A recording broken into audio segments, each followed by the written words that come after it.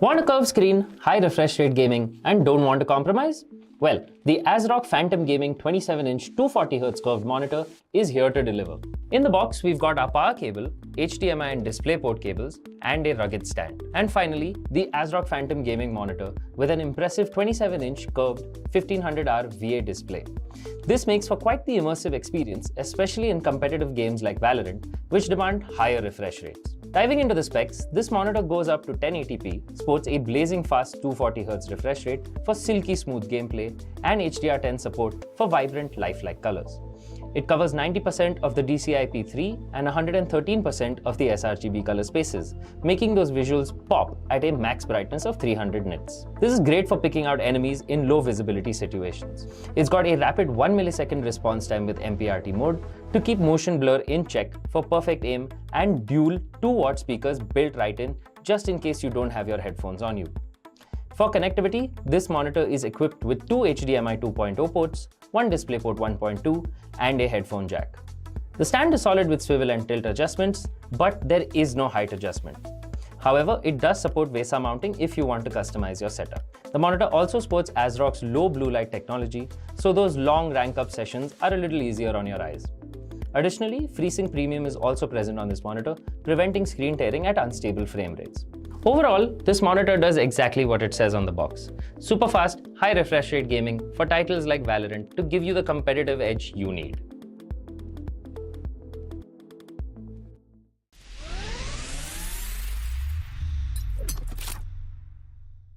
Today we've got something special for AMD users. The ASRock B650 Live Mixer motherboard. Packed with features and support for AM5 processors, this motherboard is a statement both visually and specs-wise.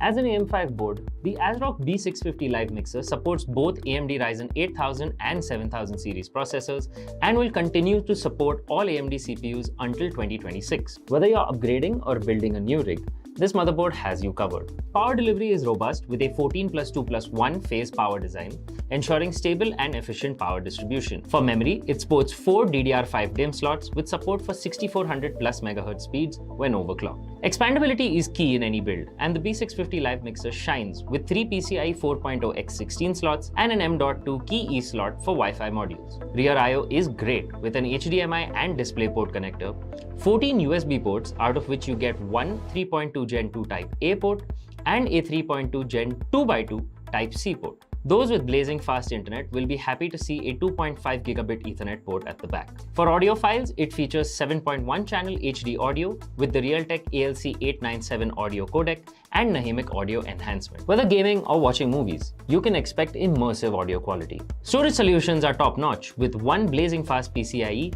Gen 5x4 M.2 slot and 2 PCIe Gen 4x4 M.2 slots. Additionally, it also has 2 SATA 3 connectors for additional hard drives or SSDs. All in all, the ASRock B650 Live Mixer motherboard is loaded with features that make it a formidable foundation for any high-end PC. Whether you're a gamer, a content creator, or just looking for a powerful system, this motherboard checks all the boxes.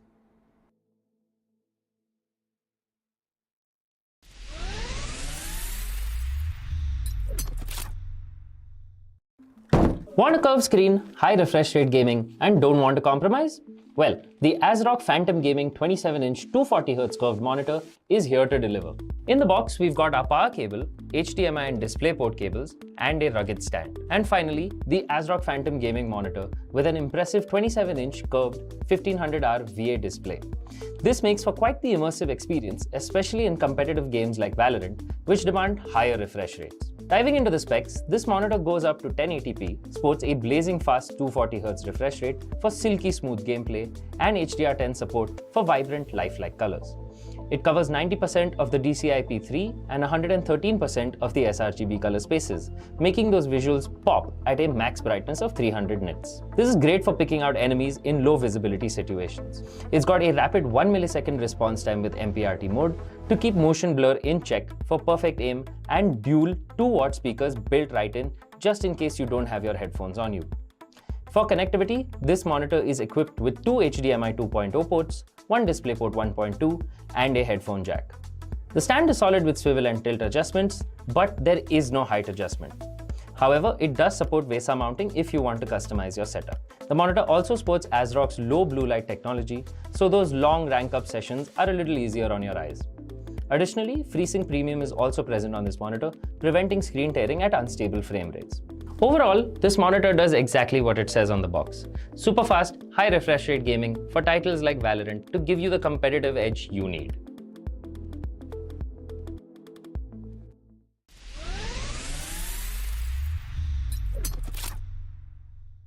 Today we've got something special for AMD users. The ASRock B650 Live Mixer Motherboard. Packed with features and support for AM5 processors, this motherboard is a statement both visually and specs-wise.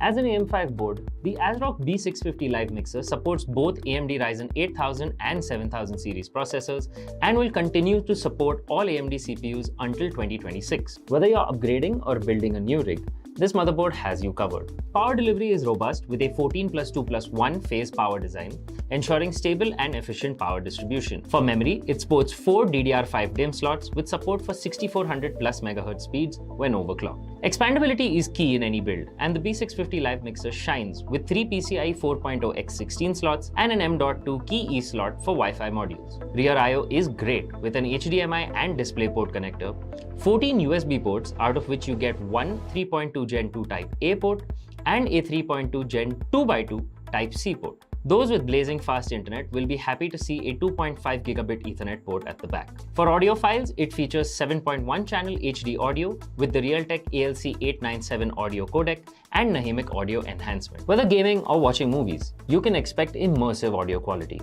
Storage solutions are top-notch with one blazing fast PCIe Gen 5x4 M.2 slot and 2 PCIe Gen 4x4 M.2 slots. Additionally, it also has 2 SATA 3 connectors for additional hard drives or SSDs.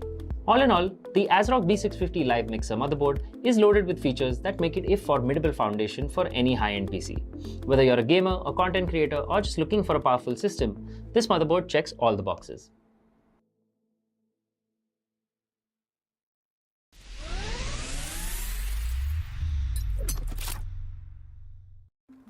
Want a curved screen, high refresh rate gaming, and don't want to compromise? Well, the ASRock Phantom Gaming 27-inch 240Hz curved monitor is here to deliver. In the box, we've got our power cable, HDMI and DisplayPort cables, and a rugged stand. And finally, the ASRock Phantom Gaming monitor with an impressive 27-inch curved 1500R VA display. This makes for quite the immersive experience, especially in competitive games like Valorant, which demand higher refresh rates. Diving into the specs, this monitor goes up to 1080p, sports a blazing fast 240Hz refresh rate for silky smooth gameplay, and HDR10 support for vibrant lifelike colors. It covers 90% of the DCI-P3 and 113% of the sRGB color spaces, making those visuals pop at a max brightness of 300 nits. This is great for picking out enemies in low visibility situations. It's got a rapid 1 millisecond response time with MPRT mode to keep motion blur in check for perfect aim, and dual 2-watt speakers built right in just in case you don't have your headphones on you. For connectivity, this monitor is equipped with 2 HDMI 2.0 ports, one DisplayPort 1.2, and a headphone jack. The stand is solid with swivel and tilt adjustments, but there is no height adjustment. However, it does support VESA mounting if you want to customize your setup. The monitor also sports ASRock's low blue light technology, so those long rank up sessions are a little easier on your eyes. Additionally, FreeSync Premium is also present on this monitor, preventing screen tearing at unstable frame rates. Overall, this monitor does exactly what it says on the box. Super fast, high refresh rate gaming for titles like Valorant to give you the competitive edge you need.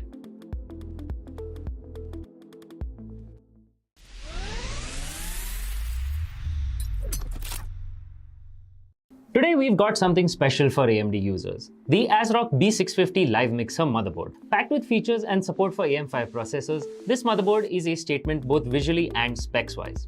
As an AM5 board, the ASRock B650 Live Mixer supports both AMD Ryzen 8000 and 7000 series processors and will continue to support all AMD CPUs until 2026. Whether you're upgrading or building a new rig, this motherboard has you covered. Power delivery is robust with a 14+2+1 phase power design, ensuring stable and efficient power distribution. For memory, it sports 4 DDR5 DIMM slots with support for 6400+ MHz speeds when overclocked. Expandability is key in any build, and the B650 B650 Live mixer shines with 3 PCIe 4.0 x 16 slots and an M.2 key E slot for Wi-Fi modules. Rear I/O is great with an HDMI and DisplayPort connector, 14 USB ports out of which you get one 3.2 Gen 2 Type A port and a 3.2 Gen 2x2 Type C port. Those with blazing fast internet will be happy to see a 2.5 gigabit Ethernet port at the back. For audiophiles, it features 7.1 channel HD audio with the Realtek ALC897 audio codec and Nahimic audio enhancement. Whether gaming or watching movies, you can expect immersive audio quality.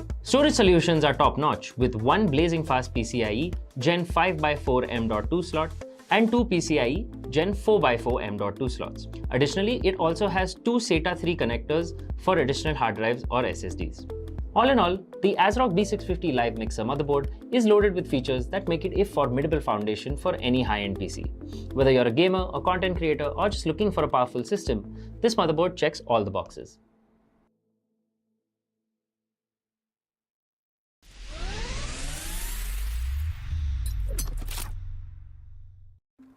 Want a curved screen, high refresh rate gaming, and don't want to compromise?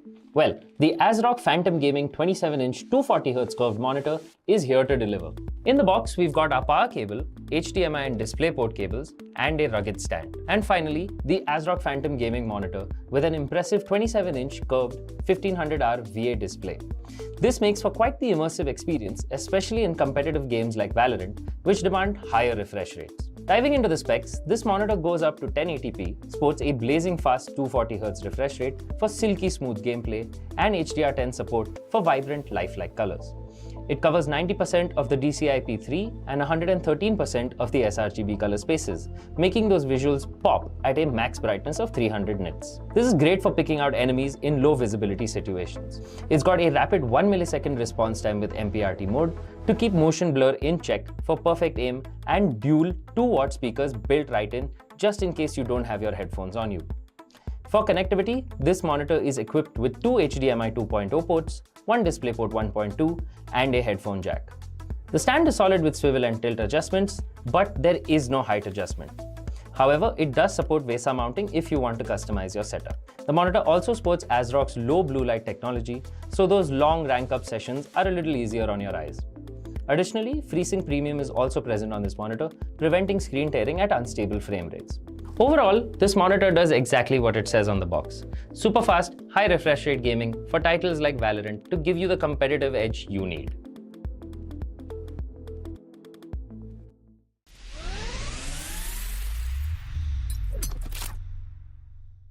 Today we've got something special for AMD users. The ASRock B650 Live Mixer motherboard. Packed with features and support for AM5 processors, this motherboard is a statement both visually and specs-wise.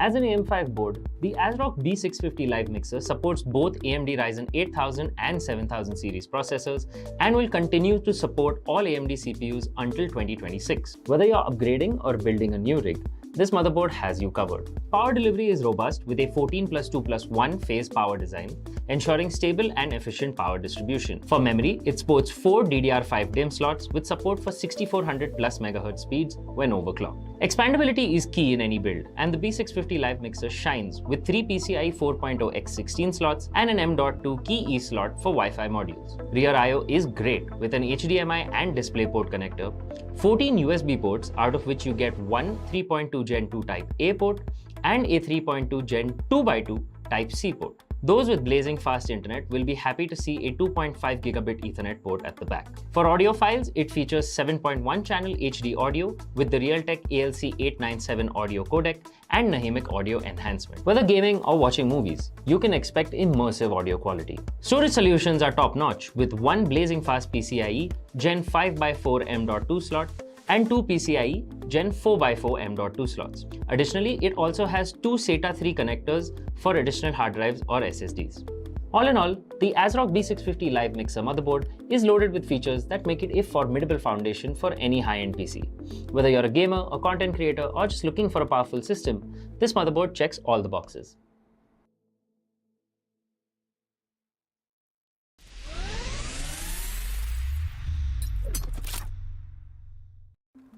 Want a curved screen, high refresh rate gaming, and don't want to compromise?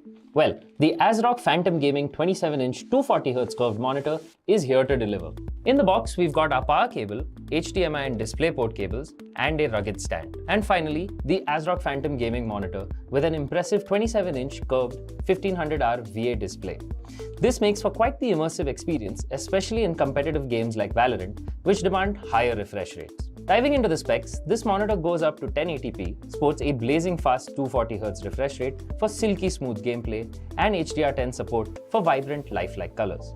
It covers 90% of the DCI-P3 and 113% of the sRGB color spaces, making those visuals pop at a max brightness of 300 nits. This is great for picking out enemies in low visibility situations. It's got a rapid 1 millisecond response time with MPRT mode to keep motion blur in check for perfect aim, and dual 2-watt speakers built right in just in case you don't have your headphones on you. For connectivity, this monitor is equipped with two HDMI 2.0 ports, one DisplayPort 1.2, and a headphone jack. The stand is solid with swivel and tilt adjustments, but there is no height adjustment.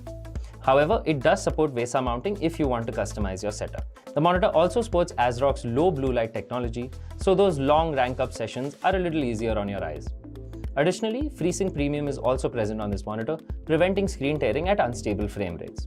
Overall, this monitor does exactly what it says on the box. Super fast, high refresh rate gaming for titles like Valorant to give you the competitive edge you need.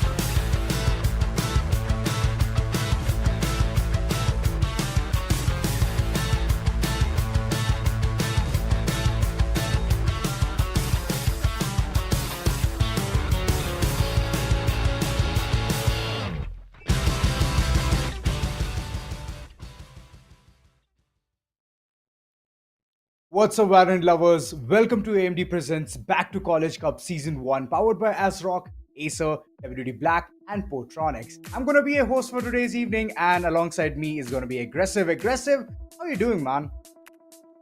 Hey, I'm excited for this. We had a little bit of a long pause here because one of the players was having some problems. We were able to fix out the issue. They're now back in the lobby, and we are finally going to be presenting this entire tournament to you, ladies and gentlemen. Remember, today is going to be the lower bracket run. We already saw two of the upper bracket games. Sorry, not two. Two sets of the upper bracket games that already happened yesterday. So, yeah, now we're going to be witnessing the lower bracket run, the do or die situation that we were constantly talking about. Now that there's no safety net, players already know that it's either go big or go home.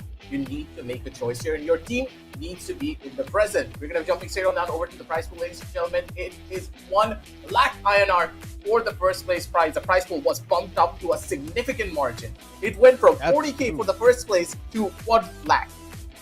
Wow, I mean, high stakes game. That's a lot of money, too. That's very true. And champions are going to get 1 lakh. Second place winners are going to get 60,000, and third place 40,000 INR.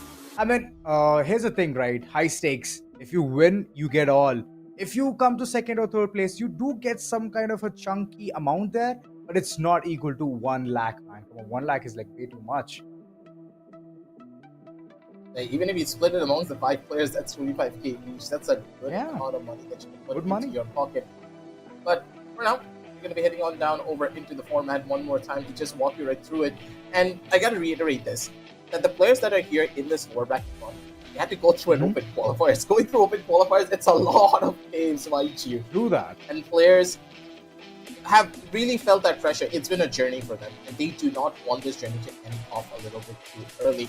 Grand Finals, of course, is going to be on the 22nd. Ladies and gentlemen, set your dates, set your calendar, don't forget to hit the like, and also hit the subscribe button to see exactly where we're going to be going live. But for today, we're also going to have 2 streams, so it's even more important that you do not miss out on this lower bracket action.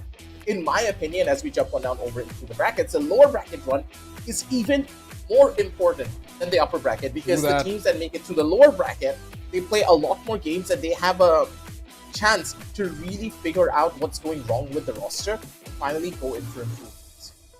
That's one thing, right? Like, you have the safety net, but soon the safety net will run dry. So that's one thing which all the lower bracket teams are feeling at this point. The heat is on. It is going to be AR Junior and Laughtail who's going to go against each other today. And this is the first stream, so the first game is soon going to be commencing. It was a tough time. We're just holding up, seeing how the players are going to come in towards the servers, and that was the issue which just passed by. But right now, looking at today's schedule, it's AR Junior versus Laughtail, and the second game will be restreamed, so stay tuned. and definitely be out there to look out for your following team and cheer them up. For the first game, it's going to be AR Junior versus Laughtails. So I'm very excited. I want to see how both the teams are going to be having that perfect synchronization. AR Junior, comparatively, is a very new team. I mean, they have played like couple or three tournaments, which I could recall really quick. And Laughtail, comparatively a new team, doing really well. But being in the lower bracket, I don't think so. That's one thing they would really like to talk about to others. I wouldn't say it's that thing, right? Because Laughtail, from what we have seen, this roster is very much capable of going the distance and making it through to that upper bracket run, but we're just not physically capable of doing so.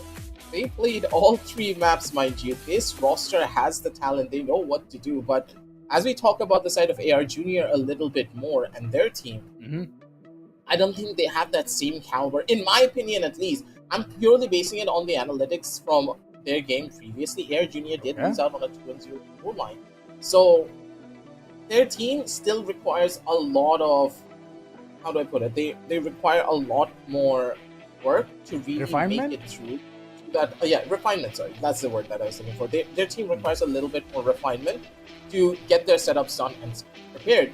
And up against Laughtail, as we are going to be witnessing their roster, it's going to be difficult because when a player is so individually skilled that even if you throw utility at them, they're not faced by it, what do you do to try and go up against them? You need to have your raw fundamentals of the game to a point where you can at least rely on it more than your other strategies. And if you look at a player like Simple, we already talked about him being that star player that can easily take over. True that. And that's one thing which I would really commend about Laughtail. I mean, the way they have been showcasing their performance. I believe that they can also do something very significant, and staying at the lower bracket is not actually their kind of a game. So I definitely want to look at them towards the upper brackets moving on. But yeah, going to the map veto, I definitely want to look at the maps which they have picked and what is the kind of arena they want to go ahead and set the tone with.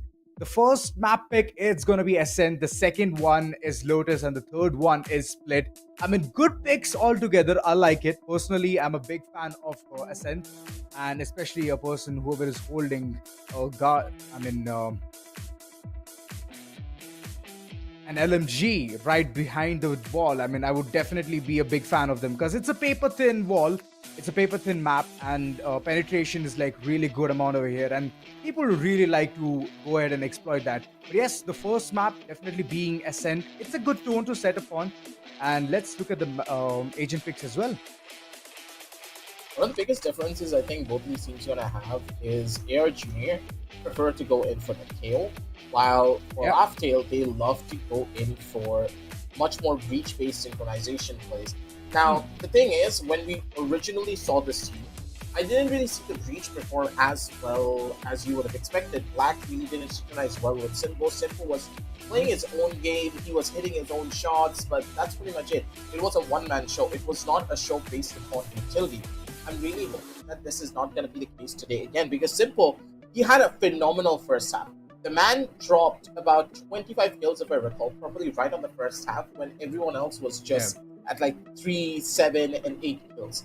That's how good he was initially. But then it just went down on a plateau, and he was just not able to bring himself back up. We're going to be jumping straight on down towards the game, because Simple's performance is something that we all want to see, but at the same time, I don't want to put that much pressure on the man. We have talked about this in the past, right, Azora, that one singular player, when all of the pressure is on him, if he's not able to perform, his confidence takes a nosedive down, and his teammates, if they're not there to pick him back up, it just basically means the team's going to lose, because they have only one win condition and they have nothing to fall back upon. Definitely, that does put the entire team in a pressurizing situation. Right now, currently, the entire aim is towards side B. B main, completely under siege. There comes the dash, Cryax just making things very simple, checking all the corners, but there you go, Zato opening things up, just holding it so well. Getting the second frag as well, but the third one, Swift is short, but it's alright, The work is all done. It's a 4v3, and a post-plan scenario coming in real super simple. Man, what is this guy hitting? What is he eating today? Simbo's just a different beast on his own regard. The way that Laughtail just instantly ran in towards the side, didn't even give the opponents an opportunity to even go in for proper post plans. And that's the thing. I don't really understand why the members of ARJ had to make it their initiative to just have all of the players jump in towards the side. This is not something that you want to do, even when you don't get side control done early on. 3 members going into the side is more than enough. You need to have the other ones holding towards B main or even towards the side of lobby and towards switch, because it would, with everyone in the side, you're gonna be in a pretty tough spot, right? You're not gonna have that opportunity to extend yourselves out, have a little bit of breathing room, force your opponents to utilize utility a little bit earlier on, so that your players in the side have more of a easier time just holding down the line. Now, Laughtail, they have the advantage, they have the guns, but ARJ, I think they have a strategy in mind to take over this B side, or at least deal some damage in the process. Placing swarm grenade. They did try going ahead and exploiting side B, but last time it did not work, and this time I believe even if they stack it up, just because of the weaponry difference, that's one place where they cannot do anything about this entire situation. But still, trying their luck, hoping for things to change, things to unfold. They have brought in that, that bit of a buy as well for this particular round, force themselves to get this one. And if they do, well and good, very well spent is what I could say. But if they don't, then I believe that the economy is going to be in tatters. So the instant rotation shows the opposite side, but ARJ playing for the long game here on an eco. Slight bit of questionable play coming out from them, Shy Guy. As the paranoia enhanced, and opt to go in for 30 seconds left. With full control and a free side to play around with, the members of ARJ, they have a pretty good chance of winning this one out, Azora. If they do play their trades properly. Definitely, they do have a good solid ground here. All 5 men alive. They can do something very significant, but there you go, Tightrope just trying to shatter the entire man count advantage which the entire team had. Slowly but steadily, they are surmounting, getting those frags. AR Junior just trying to do something very different. Went for a B approach and stepped all the way towards side A. And from there on, the execution was just perfect. I mean, this is the kind of team which I wanted to see. I mean, I don't know how this team is even in the lower brackets. I mean, if they put together such kind of an act, definitely they have to be in the upper brackets. But I guess the mistakes, they were surmounted, and right now they just want to make things perfect. Another big thing, Azora, is when they made that push towards the B side, right? They made no noise that would tell LTE that they had guns in their hands. They went in for a force buy. Even I was bamboozled because I did not check out the scorecard, right? We were jumping in towards this round. That basically meant that with the element of surprise, they can go in towards the A side. And because Laughtail was expecting no guns in their hands, they wanted to go in for a full-on execute rush with the retake. But the retake is so much more difficult in situations like this. Almost get it though. And towards the mid-market smoke, he is going to be going for a little bit more of a risky play. One towards the right side, the shots don't connect. One coming in from the left to go in for the backup. Shy Guy! He comes in for the big save, but in profit. Still very much alive in towards the left side of logs. He needs to be cleared out, but defenders, they don't really have a weapon to make this one work out for themselves. With that, no weapons, but they can pull together One enemy remaining. weapon or two, but alright, Tightrope just making things worse. And it's just down to a 1v1.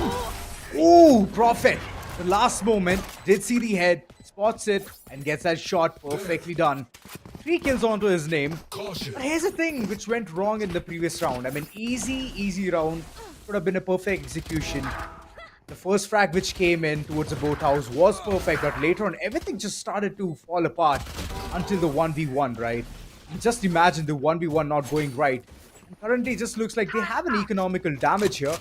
And it'll just bring them forward, like, just make them bring in all of those normal weapons like Bulldog and Phantom. Phantom, it's not normal, but here's the thing, it's just half shield, so that's one problem which I can see right there. Here. Okay, simple. And people just walk straight in. The operator had to do a lot of damage there, right?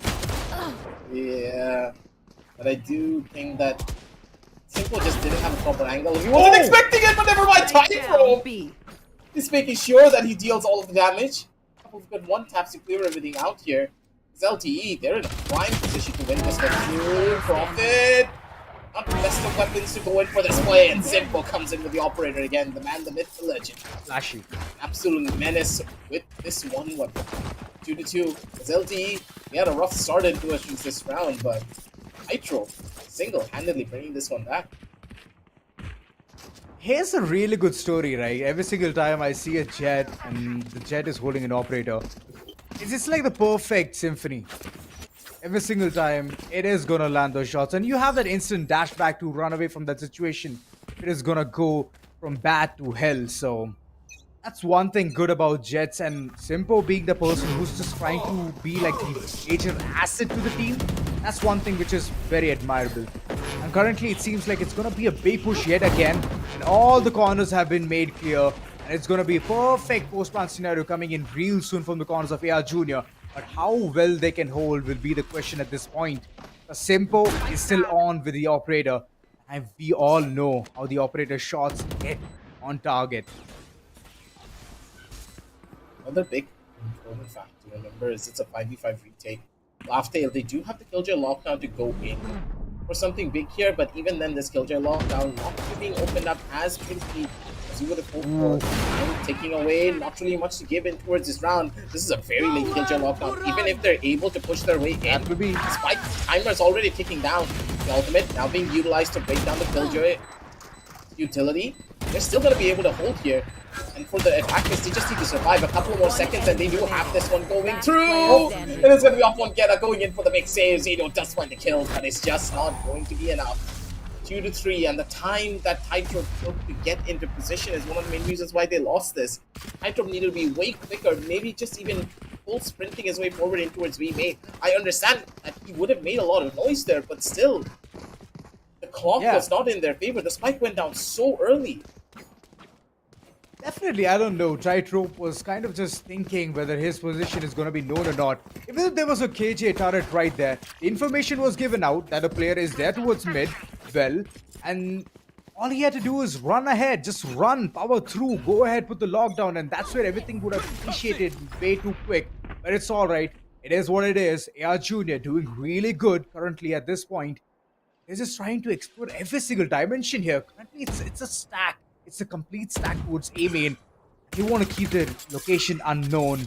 Spamming across the smoke, just trying to find one or two players there. Here's the thing. LT is not going to make that mistake that soon.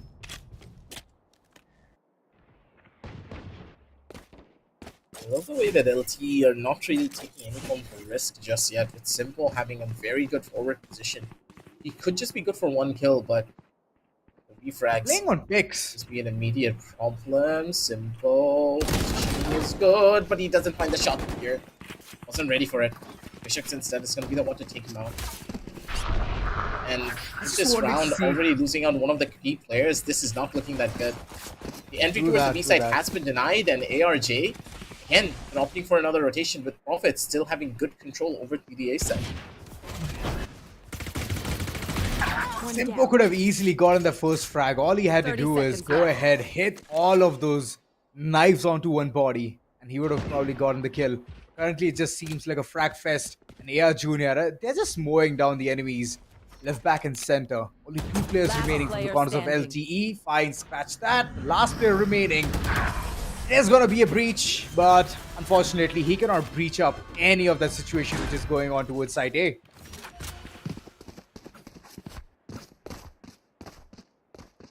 That was a really good round played by the members of ARJ. Constant rotations coming in from either side. Played their cards properly, and that is not something that we can say about a lot of teams on the map of Ascent. Ascent is a map that teams have just relied a lot more on executions. They haven't really played for map control, even when it comes down to tier 1 levels of play in our region. So the fact that ARJ opting for a little bit more of a rotation playstyle, understanding that, hey, we're not going to be able to go in for these hits on towards the side just yet, considering Laughdale are not really giving us much information early on in the rounds. Now that that finally has been switched out, Laughdale, what's your answer? You need to be a little bit more aggressive in positions that you know your opponents like to take. You can see that ARG, they don't really like to go in for full-scale executions. So how do you stop them? You need to understand, okay, there's a possible execute coming towards the B side. You bait out the rotations from there. And then understanding that scenario, you make a push towards the A side instead. Take full control of A lobby. Make sure you push in towards A main and get into defensive positions there. You want to extend your A side as far as you possibly can. Force your opponents to utilize utility, making sure they give you enough information, that they could be either committing towards the A side, because if you commit a lot of utility towards A, that's a guarantee that it's going to happen. True that. I mean, very well summarized right there, Aggie. I mean, commendable, man. Like, that's the reason I literally admire you, all the ideas you have currently. And I hope that LTE listens to you and they can do all of these things, whichever you have mentioned. I mean, yeah, baiting out the utility is one primary thing which you need to know. That's like the basics of Valorant, right? That's one thing you should never forget. But currently, it's just that ARJ is doing well. They're breaking the backs of LTE again and again with the money they have in their pockets. And in the previous one, they were pretty confident. Only one player loss was seen in the records of AR Junior. That's pretty much it. Because the opponents, who was LTE, just had like sheriffs and pistols and whatnot. So that's one thing. We're opting for a little bit more of a default here. You can already tell with the KO knife going towards a short and possibly a sober recon towards mid. This might be an issue for the members of Laftel. And yeah, just as I stated, they're going to be going for an aggressive rush towards the A side, making sure that they take full control over A lobby and not leave anything to chance. While B is being played a lot more defensively.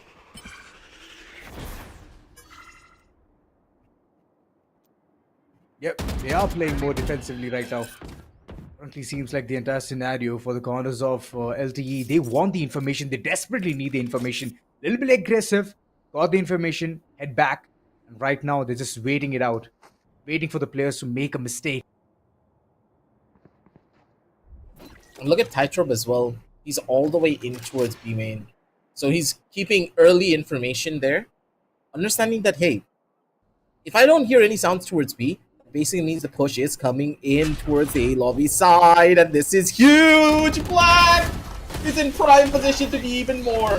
Has a flash in hand, gonna be able to pop it out. Simple, good for the burst. He's not gonna be utilizing the rolling thunder just yet, but still, three players very much alive and cooking for this one. Vicious is gonna be the one to finally take out Simple. As one of the players do go down, but still not in the most favorable of ways. Laughdale, they have a significant advantage going 30 into this seconds round, left. especially with the mid being fully controlled out by Tightrope. Timing, naturally there, Snatsu Dragneil making its way up forward. Shy Guy in towards the bottom. Instantaneous for the trade, and Shy Guy goes in for the double as Black comes in for the big save and the final four. 3 to 4 is LTE. Lead this round to perfection. Well. LTE finally. They have broken the silence. They have understood all the shenanigans of ARJ. Seems like it's like one of the points where LTE is going to have that perfect understanding. And right now, it's their time. They can shine. Looking at the way the entire economy is for the corners of AR Junior, they cannot make another mistake. If they do, then they have to come down to half buys, and that's pretty much it. That's going to be a story for one particular round. Here. Currently, the Sharks has the lockdown. Wherever the team decides, that's where the entire lockdown is going to be implemented. Blocking sight. On the other hand, LTE, they have two crucial ultimates available. Lotus Fury and the Rolling Thunder. Okay, Cryax, you made the mistake. You cannot go head on right in front of Zato. That's what happens. One mistake, you're done for. Euless currently shut down. And the mid control just feels like it's just that much. The team has achieved control. One mistake, and that's gonna be it. But the last man standing, Natsu, what do you have in your arsenal? Did go in for that frag. Perfect. Indeed.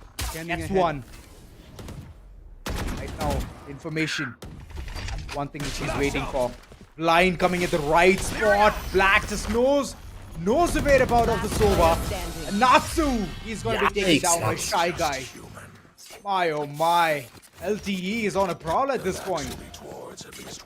But that's a good chunk of economic damage being done as well by the members of ARJ. LTE lost out on a bunch of their members, and if that in that last round, right, Shy Guy or sorry, if Black did not die, he would have had enough money to get Simple an operator. As long as Simple gets an op in his hands, this is going to be a completely different story moving on forward.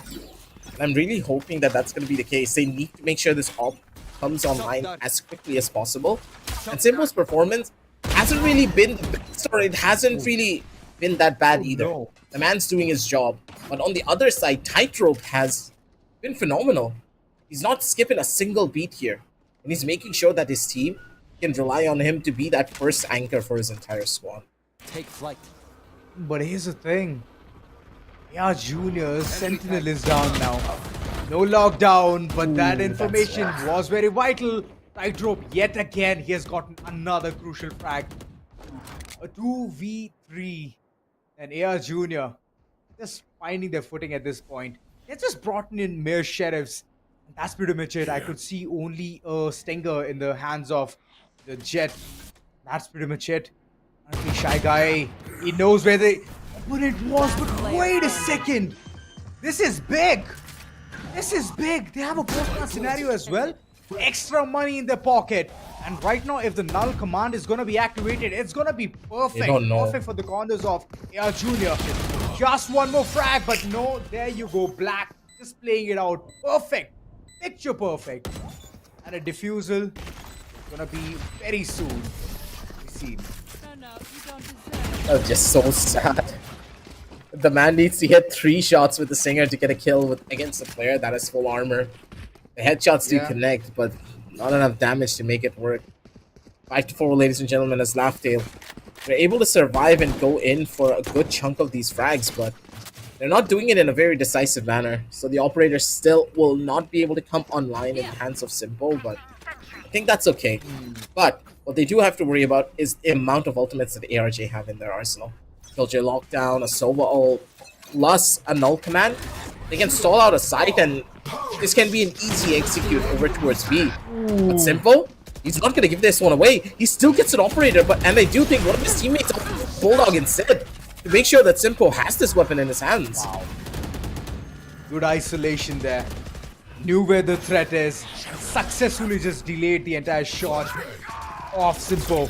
And currently everything being utilized is just going to be the key for ARJ to win this particular round. But look at those bodies piling up, left, back and center. Simple, Angel weapon, and he is just demolishing every single one of them who comes through his way. Just going ahead, getting those frags. Sato stealing the deal. And there you go, the 6th one coming on board for the corners of LTE. Laughdale, after one point, after making so many mistakes, they've understood the code to be cracked on ARJ. This is doing it so well. They really needed to go in for a little bit more of the ults that they had. ARJ, they refused to use this Killjoy Lockdown. And I get what they want to do. They want to wait for the Killjoy Lockdown being utilized by LTE and then trade out the lockdowns and keep the Sova ultimate for a possible post-plant situation. But you're not even able to get to those post-plant situations where your abilities are going to help you out. It's tough. ARJ, they have a plan in mind, but they're not adapting it on the fly.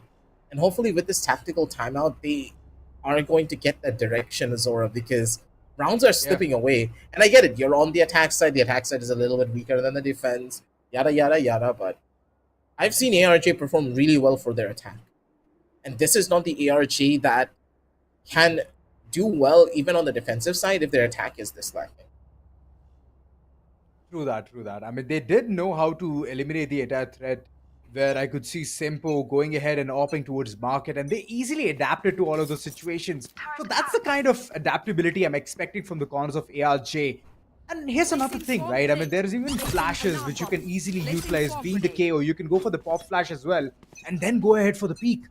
So those things are currently missing. I mean, with peer pressure, it just feels like they're just dwindling. They're forgetting what to do. The basics are not coming right on target. That's one thing I would really want them to adapt upon and work around things with. Because 4 rounds in attack, like you mentioned, attack is weaker in this map of Ascent. So getting 4 rounds is good. But if you get an half of 6-6, then it's equally good, right? Oh, Oh, good flash. intro. Perfect timing coming in from the corners of LTE. Nice. And currently, it's just that the man count disadvantage is just Strike going to be down stinging A. AR No, Genius so break much. it. Yeah. Long it up, blind as a bat. And at the end, it's Simpo just trying to do his things. Simpo being Last very round before simple the with his switch. tactics and getting those frags. My oh my, that bit control. Aggie, would you like to talk about that? They used the timing for the Sova drone for all of this. As soon as they heard the Sova drone coming in, that's when the immediate push came through. And Cyrex, I don't really understand why he was holding that close towards the angle either. He needed to maybe be a little bit more of a backstep away from the forward angle because Tightrope will always have the advantage going in for a swing there. Small mistakes being made by the members of ARJ that are really hurting them here. And look at Tightrope, he is playing so aggressively. He's utilizing the stun well, but Cyrex just sidesteps it. Not gonna be the one to survive. Tightrope finally being punished for his shenanigans. But still, it will be a 1-for-1. Both Killjoys now no longer in consideration. The Sober ultimate still could be in play. Yep.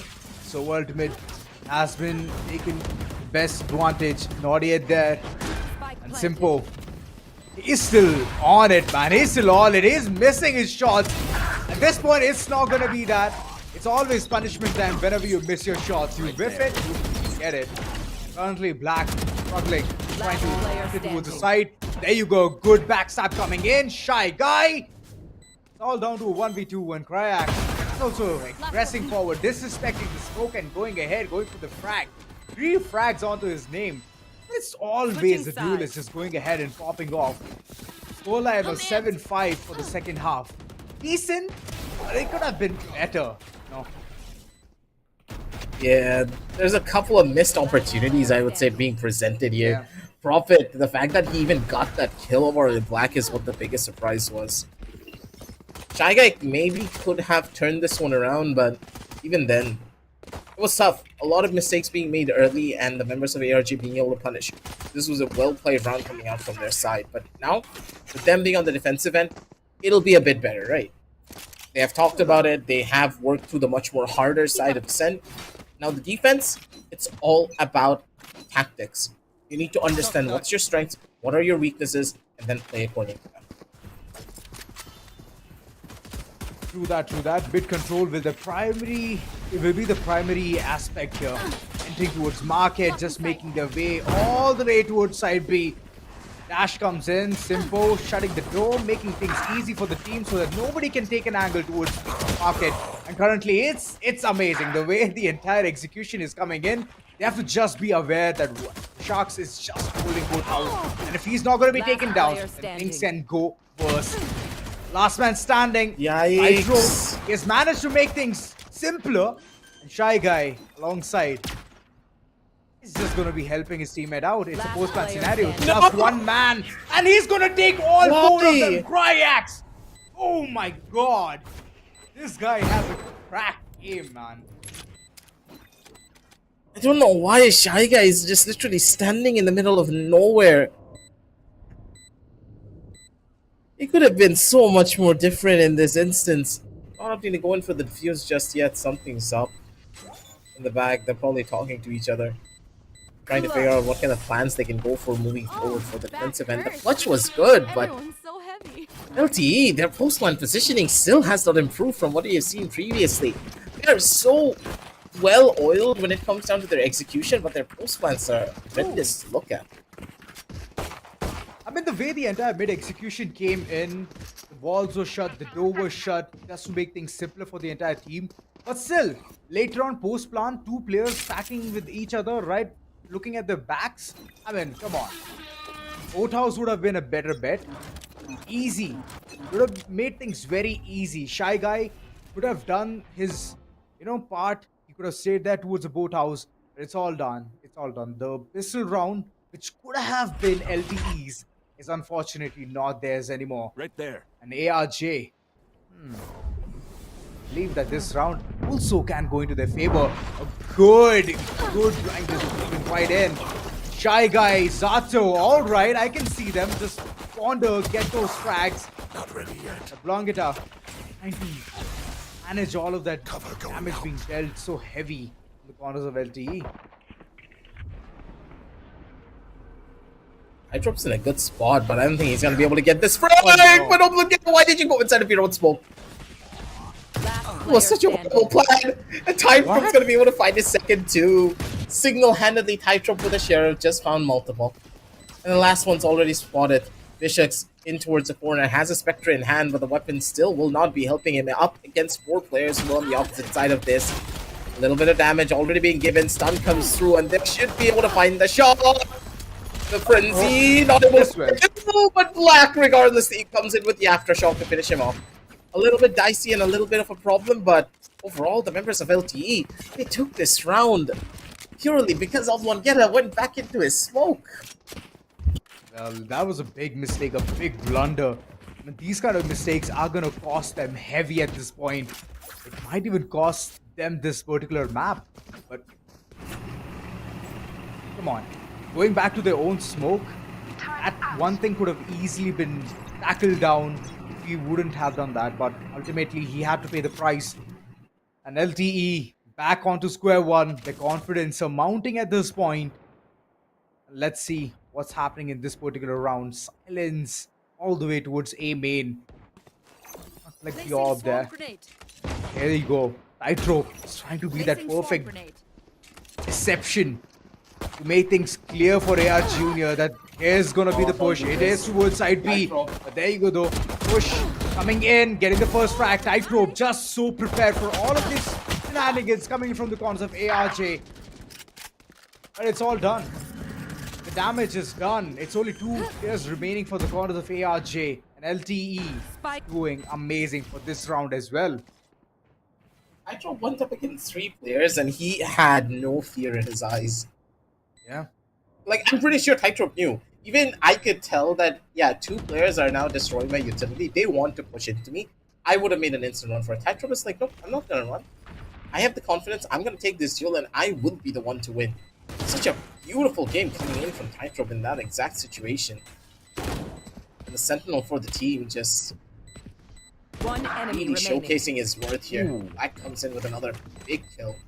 Natsu's taking a back seat, and he is now 1 step closer to that Rolling Thunder. Having that Rolling Thunder come online early enough in attack half of Ascent basically guarantees you a round, because either you're forcing the defenders to play inside of the site or play super aggressive to either one of the mains so that they can bait out the Rolling Thunder early on so there's a little bit less pressure on the site.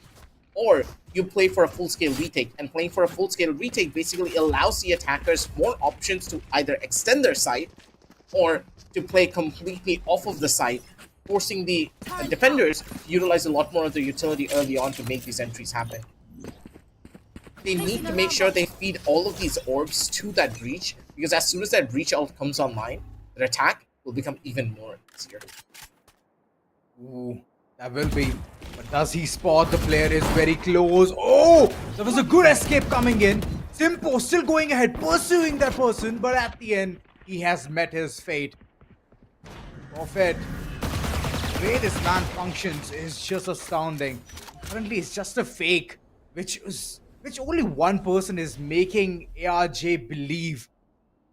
That's gonna be Shy Guy. Went ahead with the smoke. With that, team is currently having that perfect doubt that whether it's gonna be an A execute. Nope, it's definitely gonna be a B execute coming in because of the lockdown being committed. The weapon here, I could see there's an Odin. Oh, the shock darts. Plus, he was able to use the Odin. That's so smart, Natsu. Who knows that the enemy is going to be pushing the lane? Currently, Shy Guy, last man standing. Frags just waiting. Vishax, he's going to be the one getting that final frag. Shy Guy, right since the beginning, I mean, he was just trying to find the perfect footing, right? He did make a deception towards site A, but once the lockdown just came in, it was just feast time for the corners of ARJ. And they knew it, they understood. Like you mentioned, the shock darts just came in at the right target, right spot. And that No, I think he just pretty good with the Odin. No, he just broke it with the Odin. Oh, nice. Yeah, nice. I didn't notice that he had an Odin in his hand. Balls. Yeah. That's Ascent for you. I mean, the moment you have Odin or an Ares in your hands, you just know that you can do things which the utilities can't do.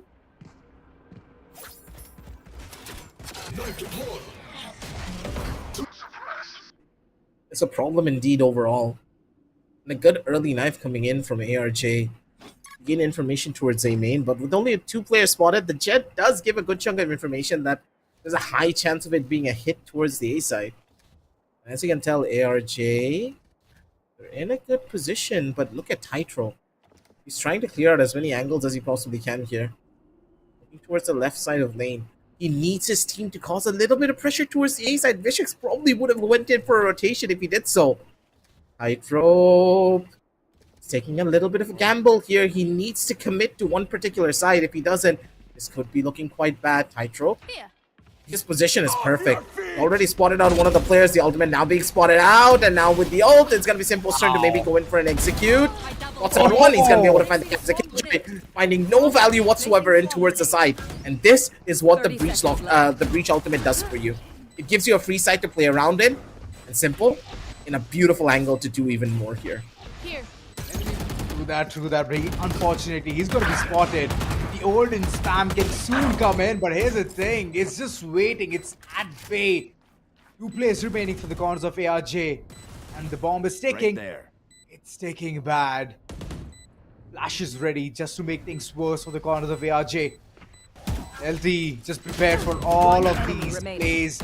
Black just goes ahead, gets that frag, and the last man standing, Cryax, he unfortunately has to run away for his life because the operator is one thing which is very expensive and he wouldn't want to invest on it again. Impo pursuing this one, he knows it's going to be a high risk, high reward, and I believe he can go ahead and get that as well. Receives! Cryax? I mean, why did he just go ahead and give away? No, he expected Simple to run into him. But Simple's like, no, I already understand what you're thinking. You probably have a shorty in your hand and you're going to use that smoke to kill me. Smart. On either side, both of the Jet players pretty much got into each other's heads and did the exact same thing. A well-played round coming in from the members of LTE. Do that. Good rounds coming in. LTE already touching the double digit at this point. Cryax wants to do things.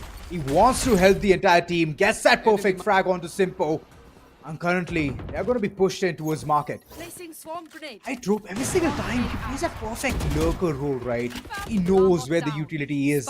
He goes ahead, spams those shots, and just makes Sharks paranoid. And there's a player inside the site. Look at Zato getting the perfect mid control. Maneuvering towards site A, but there's a player already waiting. Oblongata is the man. Getting 2 frags back to back. The last man standing. Tightrope towards mid. What is your plan, Tightrope? Gonna go against 3 people? Is it gonna be a clutch moment? Seems real soon. Spike in front. Oblongata knows the enemy is gonna come to pick the spike, and he's gonna get the 3rd. Good round altogether for the cons of ARJ. Very well executed. Knew where the enemies are coming, pondering at. The doorsteps were all jammed in. Right off the bat, Cryax getting that drag onto Simpo made things worse because the mid control would have been very easy if Simpo was alive. Yeah, Simple's death just happened because he went past the drone. You needed to wait for the drone to come in and give him a little bit more information before anything happened there, but the fact that he didn't, Get out of my one of the way. primary issues. ARJ in towards the back, Simple in a very good position to try and maybe take a little bit more value here. Oh, Spotted on one, Simple! Oh, he's in the corner and probably the knives are being utilized to try and kill him. Simple stuck in one angle, but the players are already coming in for the big backup. Simple in towards the mid side. Vicious missed out on a lot of bullets there with his own Vandal. That's going to give the attackers an opportunity to fully W key their way in towards the side. Atsu in the back, and now the operator has the final opportunity to go in for a good setup. Options Shots being given. Prophet's position's also known. Flash comes through to go in for the big stick. But Simple still missing. This is gonna hurt him quite a bit. Simple, he needs to guarantee this kill. It's gonna be huge. Prophet, the movement sublime from this player, but Black is just ready, and he's piping hot for this one. Stun was perfect. He's giving away a lot of sound, and he's still coming in from the sidelines. It will be Black. Man, ironically, he's sitting in darkness, man. Look at this dude. Just go ahead, demolish the entire team. I mean, the simple tactic of just staying towards hell and not making any sound worked so well. That peak was so dry.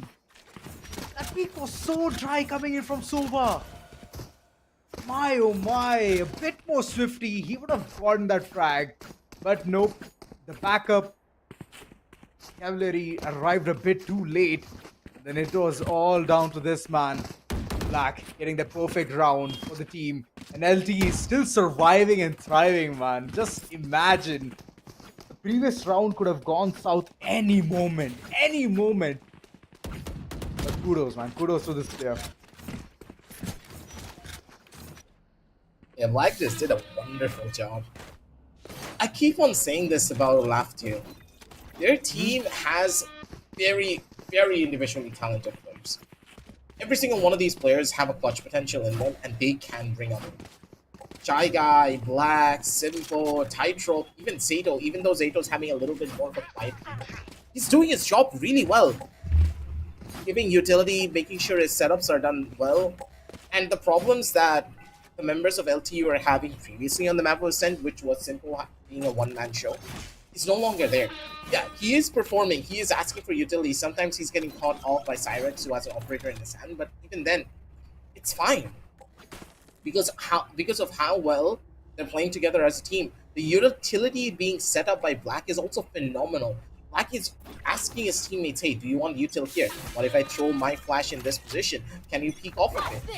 The setups are gorgeous from this team. Ooh, Cracks being very ambitious at this point. Gets the first one here. Oh, wanted to go in for the second, but unfortunately, he's going to be shut down. The entire team's back is already broken. Economy is now that great, but Natsu! Oh boy! Man, this guy is... Sheriff just sings. Just goes ahead, gets those perfect frags, and right now the way through, unfortunately didn't hit the target, but it was at the right section. It was at the right spot. Initiated. And man, just imagine the terror Simpo holds onto these players. But unfortunately, he's going to be taken down with that sheer nade of Prophet. That's pretty much it. It's going to be the 9th coming on board for ARJ. This is a very quick round. And I don't know, everything went south towards B main itself. How about I only bring a Yeah, it was just Natsu, man. Dragon Slayer just coming alive for this case.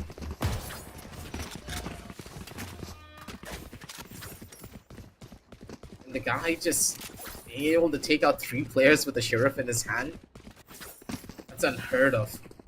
Prophet as well, being a very impactful player, I would say his scores are not going to show that he's doing well, but Prophet has been getting all of the impact frags. The fact that he was able to kill the player towards mid basically allowed Natsu to just not have any pressure towards his back end. Deploying drone. He knew that, hey, Prophet's holding my back, no one's going to be able to push me through market, so I need to make sure that I kill at least 1 here. But Natsu, he got more than he bargained for. He was able to kill 2 and deal ample amounts of damage over to Simpo as well. Simpo was at 35 HP, so he was forced to go in for the spike plan. Plus, as soon as Simpo went towards Botas, I knew it was already over because the Killjoy lockdown already was online from defense. It's the small details here and there that really makes a difference, Azura. And Simpo not being able to read the fact that, hey, the Killjoy lockdown was already online for the defense was one of the reasons why he lost. There was a good chance he could have clutched it considering the player that he is, but the information that he had was a little bit lacking. But okay. Desperate times You should run. requires desperate measures. And currently, it just seems like the attacker's Killjoy is all prepared to make that perfect deception. Oh no, this would have been perfect if players would have gone in towards side B. There's only one player staying at that spot. But okay, this choo-choo train of LTE has already left the station. It has reached the design spot towards site A, and it's gonna be that perfect plant, a safe plant towards Jenny. Player being tagged and been taken now. Two players simultaneously. Tightrope just managing things to be perfect here. Tightrope getting all of them aligned at this point. This can be an ace. This definitely can be an ace, and he goes for it. What a way to end things. Getting 12th on board, one step away from victory. Match point. And this is how you do it. And what an It answer, does man. not What an make any answer. sense. Tightrope, man. When it came down to his own series, the man was performing well. Just look at him. He's already in towards heaven doing all of this. Yeah. For the big saves from the sidelines, and he does not miss. The confidence, even at 30 HP, he gives. He doesn't give a damn to what his opponents are doing or what they're thinking. Do that. And that's how you get away from murder, man. Look at him. Maneuvering all the way across the side, just relaxing, getting those 5 frags. And that's a very crucial thing. Being in the lower bracket and going ahead for an ace as well. The way the entire round began in the previous one itself was a perfect tone setter. Tightrope currently just going ahead, doing his own things. Yet again. This will be another push coming in from middle here. Bishop's in towards the back. He's not really doing anything to gain early information. This is what I don't really like. I told you about this, Zora, that the lack of information is gonna hurt the most. The mid, look at the mid side. Simple already made the dash. Natsu's making a lot of noise. No, his mouse. His mouse. I'm pretty sure Natsu's mouse was malfunctioning there and he could not stop the spray. Nato does get shut down, but still, you lost out on a bunch of players in LTE. They have a Rolling Thunder to play around with, so even if the rush comes through in the site, this is bad. Zora, I don't think they can win this unless Black makes a huge mistake. He's out a little bit too early. I don't as think long so. as he's alive, they win this. Yeah, I don't think so. He's gonna make that. All of those kills is coming in, and there you go. Rolling Thunder is also in action, and Tightrope yet again Attackers getting win. 4 frags onto his name. Previous round an ace, next round 4 frags. I don't know. This guy has an individual gameplay. It is just refined to a place where I don't know, man. Nobody can even come close to him, and he's just making a perfect example out of things here. Yeah, Junior, And- absolutely, they have been demolished, and there you go, the winners of the first map in the map of Ascent. It is gonna be Laughtail. Definitely a good day to tell away at this point. You know this was gonna happen. Kept on telling you, ARJ, their defense is a little bit too static. Where are the pushes? You needed to be a little bit more proactive in your approach when you're trying to take a lot of fights on Ascent. There was no map control. You had no information of where the pushes were going to be coming in from. A player in mid just casually walked it. I understand you have the trigger alarm not necessarily, but even then, Natsu wasn't in a spot to do anything. I mean, true that. I mean, It's just- like, It's hard, man. Like on Ascent, you expect them to Definitely. be more proactive. If you play reactively on this map, it won't help you. There's a reason why the KO is present. There's a reason why you have a Sova as well on your team. The Sova's there to play reactive. True. The KO allows you to play more proactively. The reactive plays that you can do on this particular map is very slim, especially with the composition that you're running. Maybe if you had a Viper and a Sky composition that is primarily run by Loud, then that's a completely different story. This didn't make any Definitely. sense in the way that this game went down. but it was a good position altogether. I mean, the way Natsu was just holding the pizza area, they could have easily gotten that round. I mean, it was the mid control which was under siege, and they were literally taking it by storm, getting all of those dashes perfect, and then everything just panned out really good for the corners of Laughtails. But ultimately, AR Junior, come on, the gameplay which I was looking forward for, the way they started, they set a tone to this particular map. I was just expecting something very different, out of the box thinking, coming in from their corner. But ultimately, Laughtail, with sheer aim and with sheer strategies of just one guy, man, Tightrope. That dude is just that nuts. button. He just went ahead, solo explored Site A, went ahead for the lockdown, created the entire space for himself, got the control of heaven towards Site A, and then got every single one of them wiped out clear from the corners of ARJ. So you can imagine the amount of individual play that person holds at this point. And I'm very much like, I was struck with awe, man. 4 kills, 5 kills, being so consistent, man, definitely has to be the MVP. I'm sorry, Simple, but this man is just the OG. That is for certain. Hopefully, he's going to be able to get the same level of performances when we go over onto game number 2. But for now, ladies and gentlemen, we're going to let the players rest, especially Tightrope, because he needs to energize himself for map number 2. It's going to be Lotus, so don't go anywhere. We'll be right back with a lot more. Spike planted.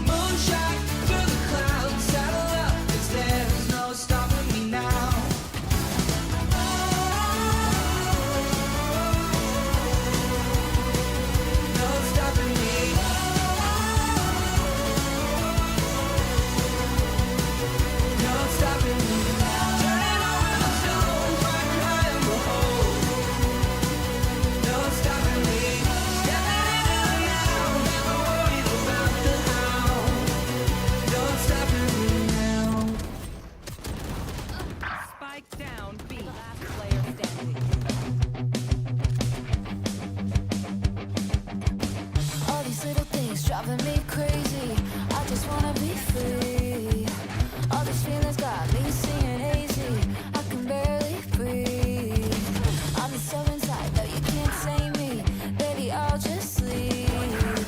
There's no point in trying to chase me. Only one thing I need. Oh no, say it ain't so. I do what I want and I don't like no. Oh no, say it ain't so. Oh no, say it ain't so. I don't see the point in not letting go. Oh no, if there's one thing you should know, say it ain't. I don't live my life for anyone. I just live it for me. Why does everyone have a problem with what I'm choosing? Oh no, say it ain't so. I do what I want and I don't like no. Oh no, say it ain't so. Oh no, say it ain't so. I don't see the point in not letting go. Oh no, if there's one thing you should know, say it ain't. I live life for me. I just want to be free. I live life for me. I just want to be free. Oh no, say it ain't so. I do what I want and I don't like no. Oh no, say it ain't so. Oh no, say it ain't so. I don't see the point in not letting go. Oh no, if there's one thing you should know, say it ain't so. Last player standing.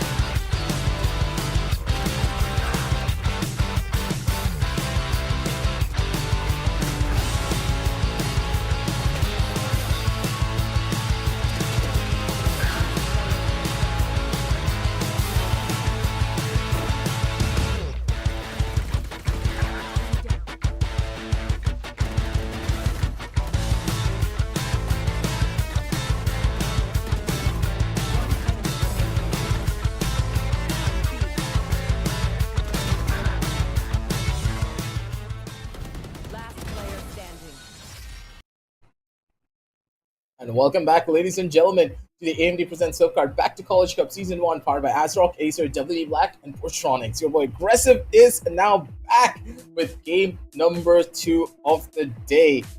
And oh boy, match 1 was, let's just say it was an experience coming in from both sides. ARJ just kind of falling apart in more ways than one, I would say. Their team got really scared they fell back and they just couldn't get themselves out of that corner. They were just being punched back in 24/7 by the members of Laughtail, and it was not that big of a surprise. And the one that was delivering the punches was Tightrope.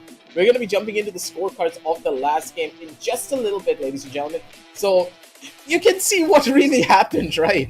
It was a 9-13 scoreline. You would think that, yeah, it was a very close scoreline, but in my opinion, when you look at the entire game as a whole, it didn't feel like it. Tightrope had 31 kills on a Killjoy.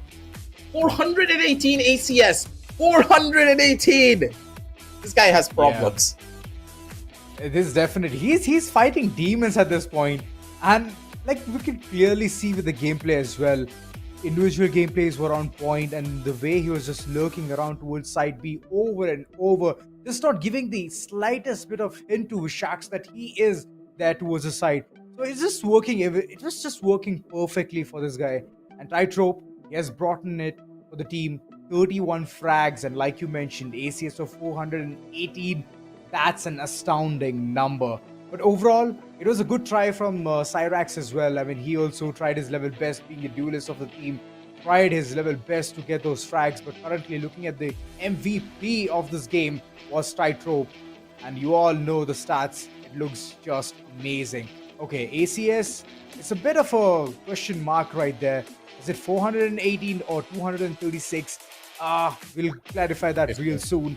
But yeah, the way the entire game has been, it has been an amazing start for the Corners of Laughtail. And I believe that they will just surmount the same amount of confidence in the next map as well, unless AR Junior is going to have that mental reset. You know? They really do need it. Especially going into Lotus, which is a map that requires even more map control, mind you. If you play passively, you have no way of winning on that map. I keep on telling this to every single team. Valorant is not a game that you can play reactively. Playing reactively is close to impossible if your opponents know how to go in for proper execute. Either you go in for your, at least when you're on the defensive side, you need to constantly go in for a lot of early pressure, bait out your attacker's utility so that they cannot get into a comfortable position to go in for their own attack. It's the small details here and there that really makes a difference, and I'm really hoping that with time, the members of ARJ have now figured it out with the small break that they had. It's been, 10 minutes? They have gotten a little bit more time to just huddle in, back together, talk things through, play Lotus at a lot more of a higher level, because we have seen the members of Laughtail really play this map to perfection, at least when it comes down to their own defensive side. Their defense looks phenomenal. Their retakes were, I would personally say, one of the best that I have seen compared to any other team. But when it comes down to their attack side, it's those posts. I don't know why, but this has been a recurring theme for a lot of teams, at least from what I've seen, other than PUBG and Aravata, the two teams that have the most experience, mind you, that their post plans are kind of horrendous. But the members of ARJ, they don't really have that same problem. Their post plans are good, but the crossfires that they set up and their trades have not been that simultaneous with each other. That's where they're falling apart a little bit more. So both of the teams have two very different problems, but one squad is well oiled when it comes down to their trades, and the other just cannot get the trades in, but their strategies are sound. So the fundamentals are a lot more important, I would say, and hopefully ARG to just take a much more simpler route and simplify their strategies while focusing a lot more on the fundamentals that really are lacking in the roster. True that. I mean, like, very well summarized, Aggie here. And that's one thing, like, even I could see which was missing for the Corners of ARJ. I mean, they did try the level best. They were doing significantly good in the first half, but later on, something just struck by the utilities. Even though they were on point, they were trying the level best. It was not working out. Their strategies suddenly just stopped just because of one person, Tightrope being that person, just going ahead, getting all of those frags solo. That individual gameplay being one of those plus benefits for the Corners of Laughtails, and that's just helping them out, right? I mean, if they're able to break the entire defense line of the Corners of ARJ, then it's all in for a treat, and Laughtail is doing that really good. And moving on for the second map, Lotus, the agents are going to be selected. What do you think? Is it going to be a dual, initiator composition, or is it going to be like dual controller? What would you prefer in this map, Aggie? After the Viper nerfs, I think a dual initiator is just a little bit stronger. Now that you Yeah. have the option of playing that fade with that breach, it's very strong, but it requires a little bit more synergy and of course communication to make it work out well. What I don't like is that players have really started to pick up on that Cypher instead of the Killjoy. The Killjoy just allows you to take more, I would say, trap play level setups that the Cypher does not. The Cypher main problem that you face is the tripwires are easily broken out by the pain shields, while on the opposite side, the Killjoy utility is a little bit more versatile in the way that you can place it. Consider this, the Cypher has 2 breakpoints. The tripwire has 2 positions that you can break, while the Killjoy utility, if you place it down properly, requires the need to be right on top or in a close enough vicinity for all of the nanostorms to be broken. One of my personal favorite setups to play whenever I'm playing Killjoy is heading on down over to the C side on the defensive end and placing an early alarm bot on the opposite side of the dune. Now, why do I normally do this?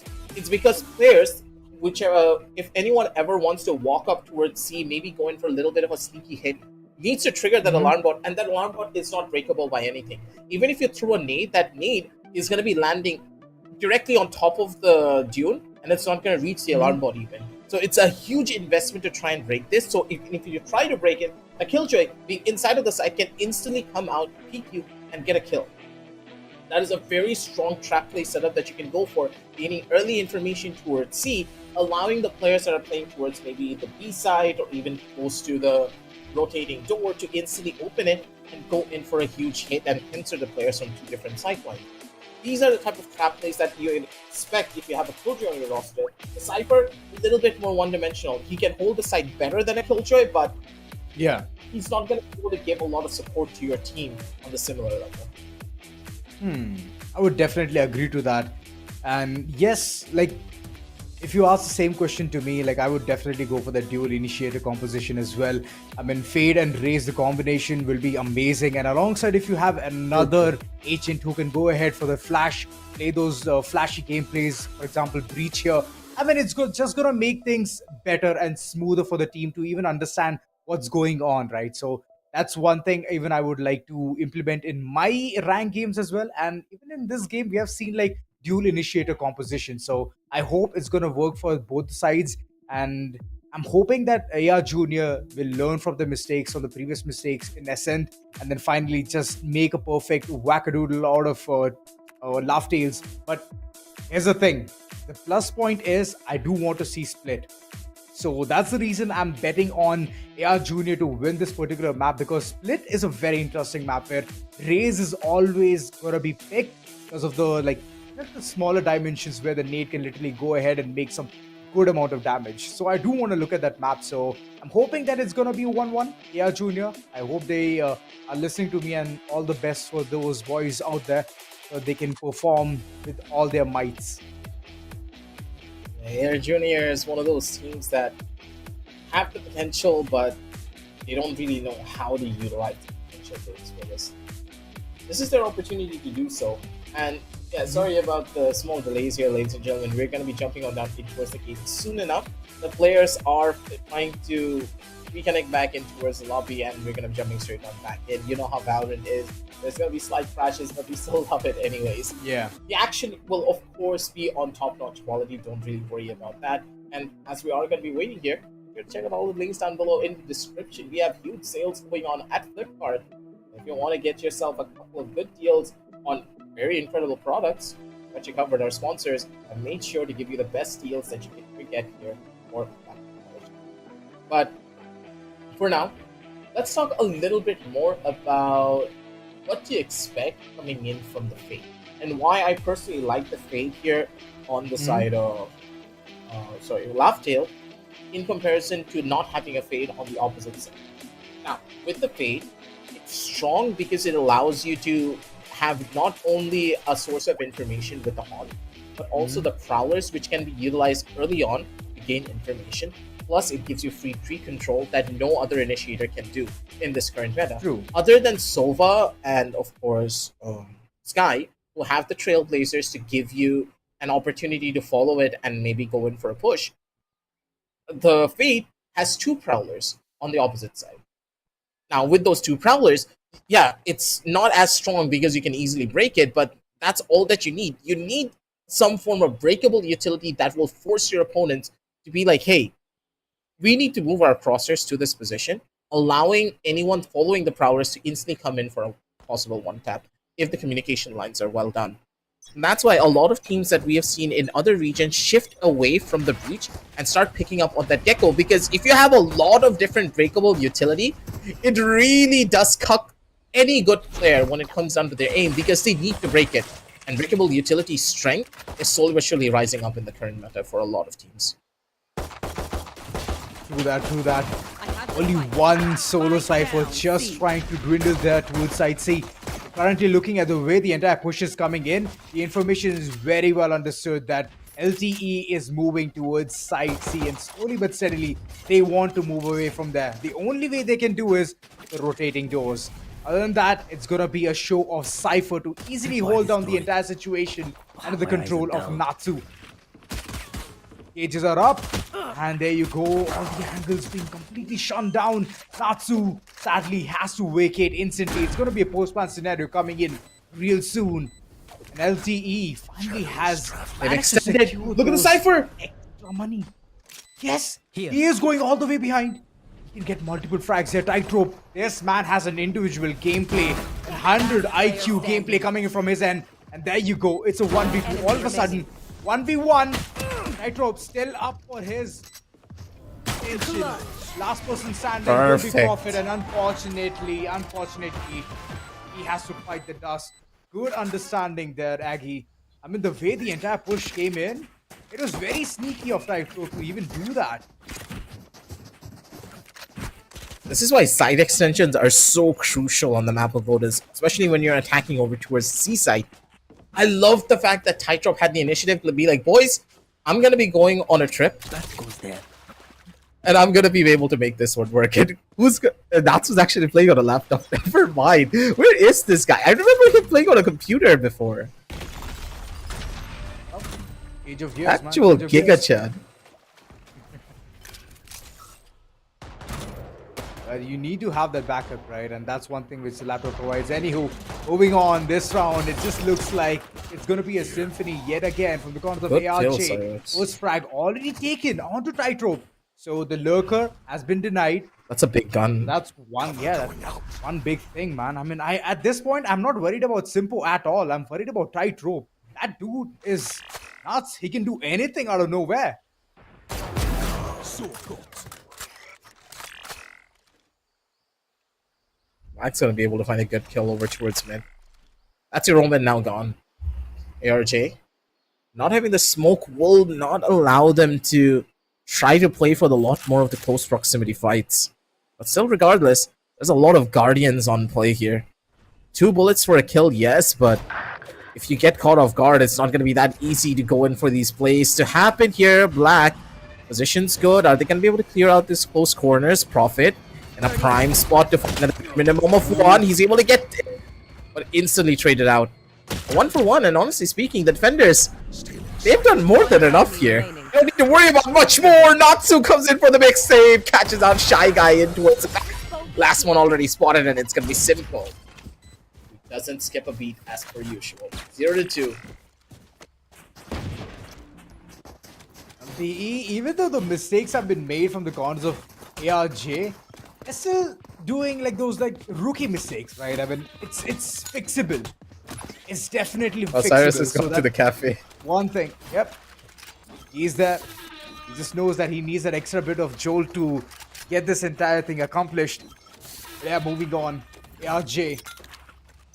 They need to somehow win this round. I mean, all the rounds, wherever they couldn't buy anything, it's fine. It's all gone. Finally, they have the money to buy. They very well squeeze the maximum out of this one.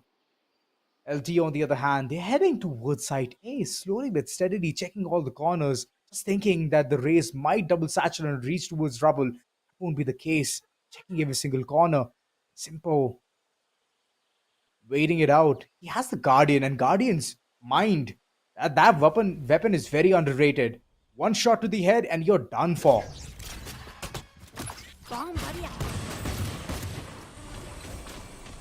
Wait, did the boombot not trigger it? Oh wait, it did. Never mind. I was so confused for a second that the boombot wouldn't trigger it. But for now, Oblong Geta, he's gonna be able to go in for the full play. Black, utilizing his movement to the fullest, does catch out Oblong Geta at the bare minimum, but even then, My ult. position's not looking good. Natsu, he's just One enemy remaining. already the one to die here. Tightrope still very much alive. Black in a good position. Needs to be the one to go in for by the first, but he could not spray transfer for the second. Cyrex instead. Good for the kill and good for the equalization, but even then, this was a very expensive round for the defenders. Don't forget, LTE, they were playing for a full-on bonus, and all their weapons came from the opposition. That. It's just that it is gonna sting. This round is definitely gonna be stinging. It's gonna be stinging for the corners of ARJ. And LTE, like you mentioned, they played on bonus. Currently, they're as free as a bat. They can go ahead, purchase their particular weapons.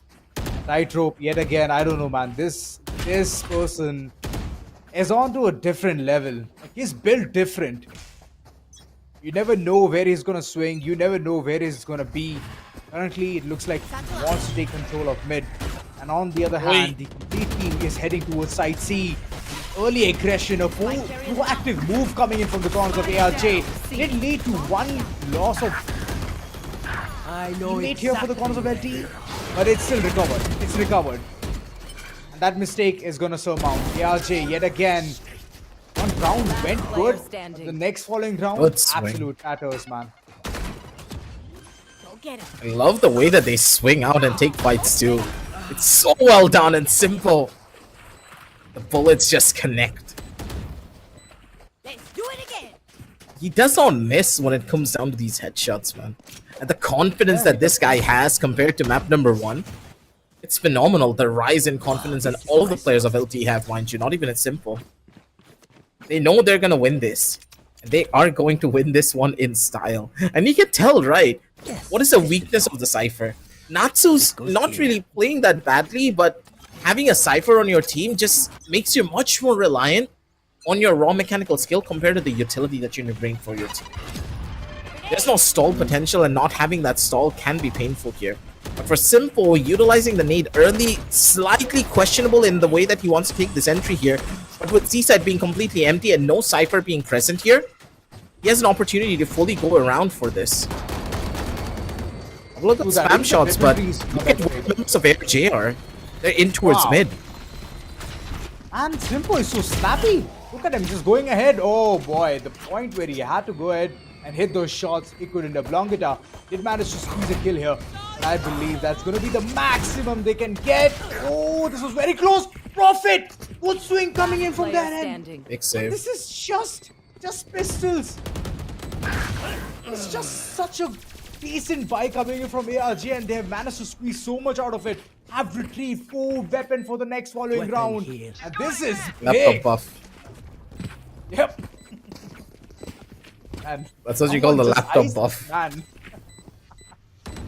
Thrifty. give him some ice packs as Played well. this man. round. Oh. Yeah, I have no idea how they were able to win this with just classics in hand. Prophet coming in clutch. He didn't even show himself, mind you, early on, so they had no idea that a third player was present towards A main. They only expected 2 to be present on the left side. They already got the first kill, so they were only expecting Oblong Geta to be sitting there in that position after you thrash. But no, Prophet came in huge. From the sidelines, he had the perfect angle over onto 2 players, and he did not miss. That's the key factor. He found both headshots, making sure that his team was going to be able to find that victory. And ARJ, on that high, they should be able to do even more here. Simple. Still did not utilize the showstopper for anything for the execute. So for now, it's a full reset. Playing on eco at this point. LD playing it smart. They're gonna play on picks right now. Stacking the entire team. They're heading towards side A. And Tightrope, he's taking the lead. Getting the information that they need so desperately at this point. This can be big. I mean, we have already seen one eco round go absolutely crazy for the corners of ARJ. This might very well be the case for the corners of LTE as well. Cyrax just holding it out, knows that the player is going to be there. Oh, instant satchel. Smart plays coming from his end. Got a frag. And away instantly. Good retreat coming in, and there you go. That team is surmounting, getting those frags. It's going to be more down session, and ARJ getting the third on board. LTE Okay, I made a only mistake have, in the previous round, and 78 grenades left. after that, it was a Hopefully that's perfect enough. recovery coming in from the corners of ARJ. They have good map control though, the members of LTE, but they're kind of fumbling when it comes down to holding it. And once more, it's purely on the basis of having a Cypher over a Killjoy. At least with the Killjoy turret, you have that option to hold on to mid and understand if anyone's going to push into you. While if you have a tripwire, yeah, it stops the enemies from coming into the flank, but you don't get information that the flank is being infected. It's going to be Simple, who does find the first kill though at the bare Face your fear! minimum. Ultimates now being utilized. Forward positions here from either side. Tightrope. He does have the angle, but the smoke is going to cover everything here. 3 players towards the breakable door. Cage triggered. And for now, they have time. Can hold this one through with Tightrope being able to go into a very close forward position. Cyber Cage giving information that the player is close. But is he going to risk it? Tightrope, this is a dangerous play to make. If you lose this fight, it could over, but lined up. Tightrope, he does not miss. Player standing. And his teammates are going to be able to make sure he stays alive for as long as possible. Trades come in instantaneously. As ARJ, they were not mentally prepared for this one. 3-4, ladies and gentlemen. Definitely. They're not at all prepared. A good amount of executions coming in from Tightrope. The moment he's alive, things are possible for the corners of LT to win, you know. That's one thing which I've noticed. My ult's not ready. His presence is absolutely a bliss. It's helping the entire team. It's boosting the morale. The fourth one comes on board. This goes here. They have to just make the same kind of plays for the entirety of the attack. That's how they can easily get this one onto their name. But here's the thing. ARJ, they're prepared for this one. Going aggressive. Cyrax going ahead, playing the smoke. No, Tightrope. And a Blancata, even he's there. 2 people peeking at once. Taking Tightrope down. This is big. This is mighty. And look at Simpo. He's already there towards the side. As a showstopper, he's going to be commenting it this time. Knows that a player is there. Drop. The audio was given. The life taken away. I need to extend. And I like this. They're making this push happen. Simple. He needs to hit the shot, and the flick does connect. Made it. And he's not going to be able to find it though. But regardless, he's Simple. Isolating out the players. He does wonders for it. Cyrex had no idea what to expect with Shy Guy for the first and Black for the second. 3-2-5, ladies and gentlemen, as LTE, they finally have the group back under control. With that, the vibe check is now done. LTE, utilizing a good chunk of their ultimates, mind you, Azora. So they have to worry about what could be coming forward from the members of ARJ. Orb control, very crucial at this stage, because they need to farm up those ults faster than the defense can get theirs. I need to blow something up. Well, yet again towards the backs. It's gonna be ARJ trying to make something out of this round as well. Again, the aggression coming in from Cyrax. He is way too aggressive, and this time Tightrope was prepared for the first, but not for the second yet again. The side T is completely under siege. And like you mentioned, I mean, Cypher is a really good anchor towards the side, but the thing is, like, the moment the traps are all gone, it's all done for. Just a raw aim which he has to rely upon. There was a moment where Washax was blinded, but still he has gotten the kill of Simpu because he was way too close in the proximity. Natsu piling on top of it. Don't think so. This is going to be a round of LTE, but Shy Guy trying his level best. That smoke, it's going to be a hindrance. As the wingman, he's just doing his due diligence, man. He's just going ahead, diffusing the spike. There you go. The fourth one coming on board for the corners of ARJ.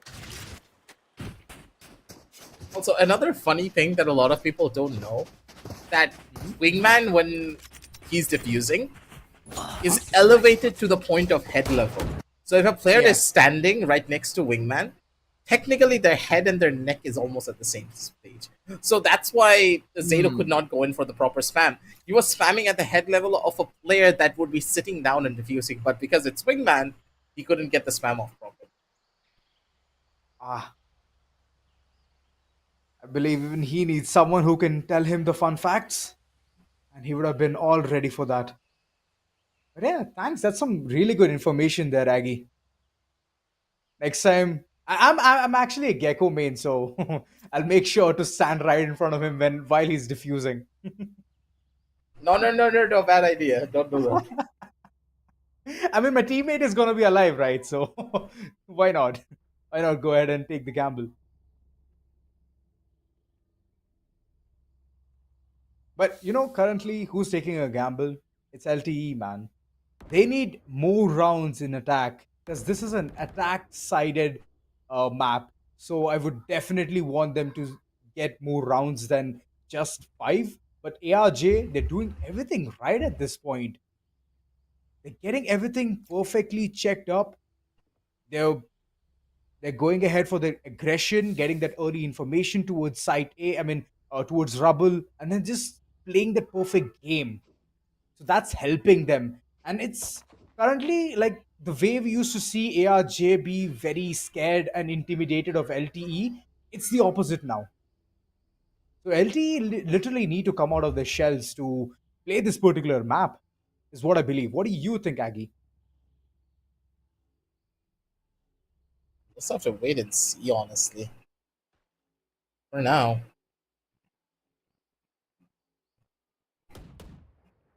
It's just a game of cat and mouse between both of these teams. ARJ, they're figuring out a lot of the ins and outs that are really making the members of LTE work. But LTE immediately just goes in for a completely different setup. And that's the thing. ARJ, they're adapting, but how much can they adapt? It's over on the defensive end, right? Think about it. Yeah. When you're on the defensive side, you can adapt to certain strategies, but unless you are the ones taking initiative, the attackers are always going to have the significant advantage because they are the ones who are dictating the pace of the fight. That is why on the map of Lotus, it is very important that you don't give the attackers any form of opportunity to set up their own plays, and you're the ones who take that early fight. I haven't really seen that coming in from the members of ARJ much. And I understand why as well, because they do have a breach, and that breach does allow them to play aggressively, but they're a little bit afraid of it. And in this time, it seems to be the case where they are taking over full A lobby control. Cyrex picking up the orb, which is perfect. This is a textbook level play that you make towards the A side, but they're not holding it. They do not have proper positioning to keep a hold of A lobby control. Now let's say there's a Rolling Thunder coming in from LTE. If they want to invest it, this is gonna look grim for them.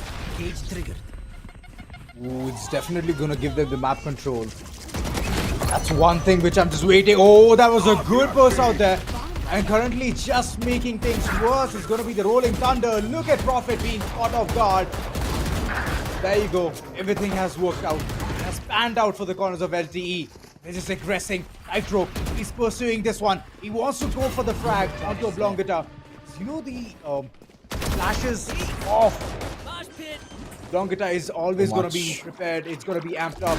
That's one thing which he just doesn't want to, build up. ARJ in a post-plant scenario. Something or the other. There you go. Atsu going ahead for those frags. Long it up. Piling on top of it. Yikes. Shy guy and Tight. As long as they're alive, they have the hope to win the round. Was a little bit too close for comfort, in my opinion. LTE, again, they just won this round purely on the basis of one thing. They were able to take the fight in the way that they wanted. Who in their right minds did not have anyone playing close to rubble? They don't have anything to clear you out on rubble. Other than, yeah, maybe a raise nade, but he's not even utilizing his nade towards rubble to clear you out of that position. And even if he does, you have that opportunity with your breach to set up a flash play that will instantly stop them from doing so. ARJ, they're making mistakes in the way that they're taking control. Yeah, you took the control over A lobby for what reason? Just to take an orb? That's not how you play the map of Lotus. airborne basic mistakes when playing the map, and the members of LTE, they're just taking free real estate at this point.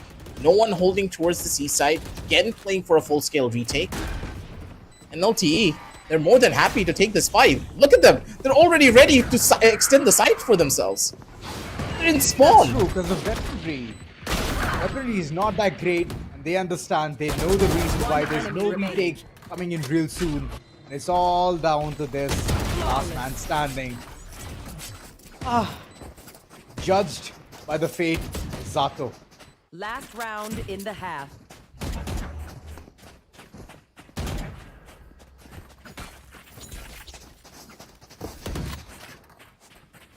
Doesn't look that good for them at all.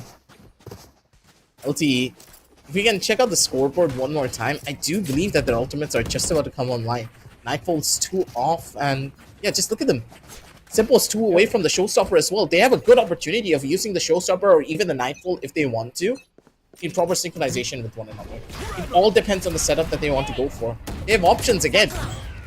The attackers, unless I see the defenders actually opt to go in for a little bit more of an aggressive push and stop them from getting these orbs, things are not looking that good for them. Tightrope gets another kill. Cyrex is now down for the count. That's an instant rotation over towards the A side, and they should be able to get the orb for them. Ooh. Man, things are just going so quick at this point. Finally, a standstill.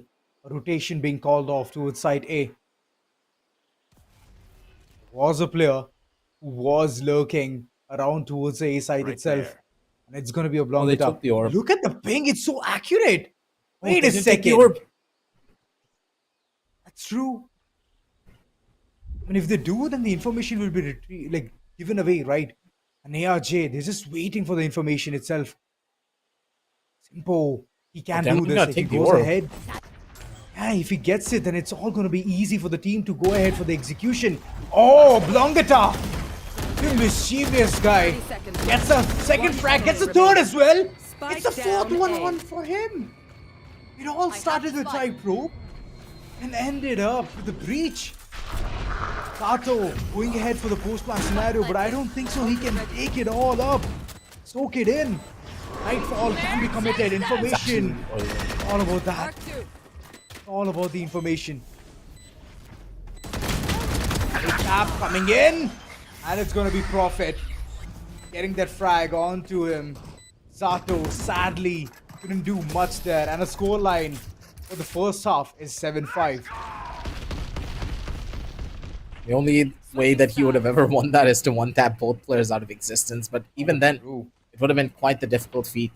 What I don't understand is, why didn't Simple want to take the orb? I understand it would have given away some noise, but it's completely fine, because you want to have as many advantages as you possibly can while taking this fight. Oblongeta, though, he played this one to perfection. His aim completely on point for all of the kills, and Zato, last one alive, who finally did find the frag, but even then, it was a close call. 5-7, and the members of ARJ, they should be quite happy in the way that they were able to close out a couple of these rounds. But overall, we should not be celebrating just yet, because the members of LTE, their defensive side, looks a lot more scarier and more refined than their attack half. Do that. This is the aggression which we were talking about. Look at Tightrope. Got the information that there are multiple players out there towards his side. Right now, he's just anchoring the site. Early rotation called in as well, and it's going to be a post-spawn coming in real soon. Sharks, oh, he exited the proximity just in time. I mean, per tick, it's giving you 80 damage.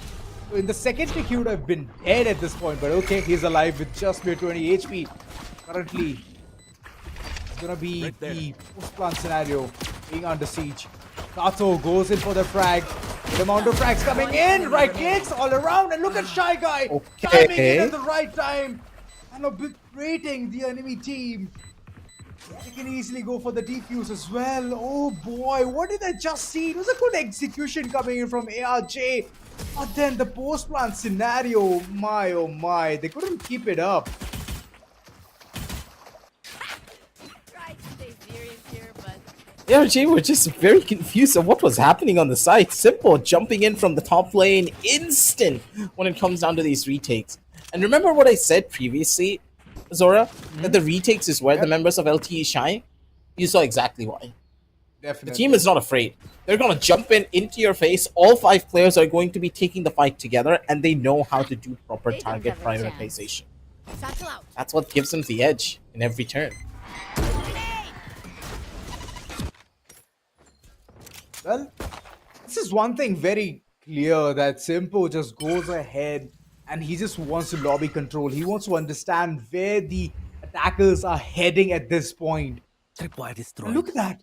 The perfect combination, like you mentioned. The fade and raise combination. Getting all the information that they need.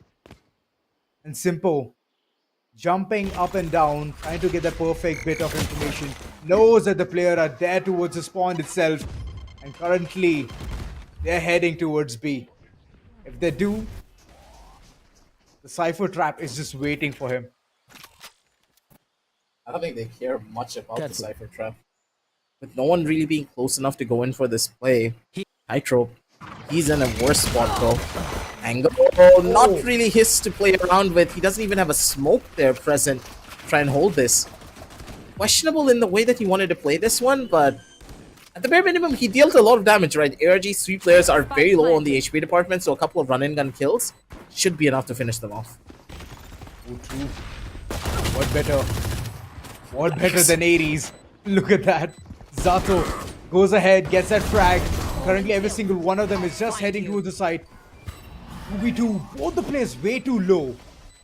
The plant is not even favoring them. Information has been given. But here's the thing, it's not going to be doing much because the players are way too low. Just mere 1 HP. And it's going to be stuck. A ninja coming in. Alright. Right time has been left.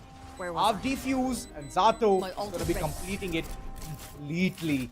A good round coming in for LT yet again. And ARJ. Man, I don't know. Care to shed some light here, Aggie?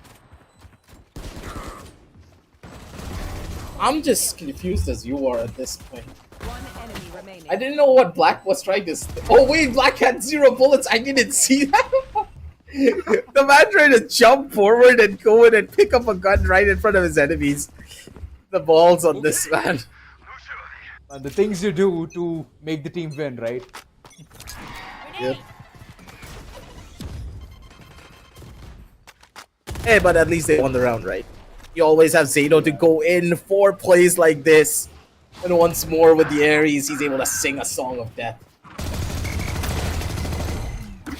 Oh, he doesn't budge. Look at him. I mean, he could have easily shot that flash, but no, he didn't want to. Satchel out.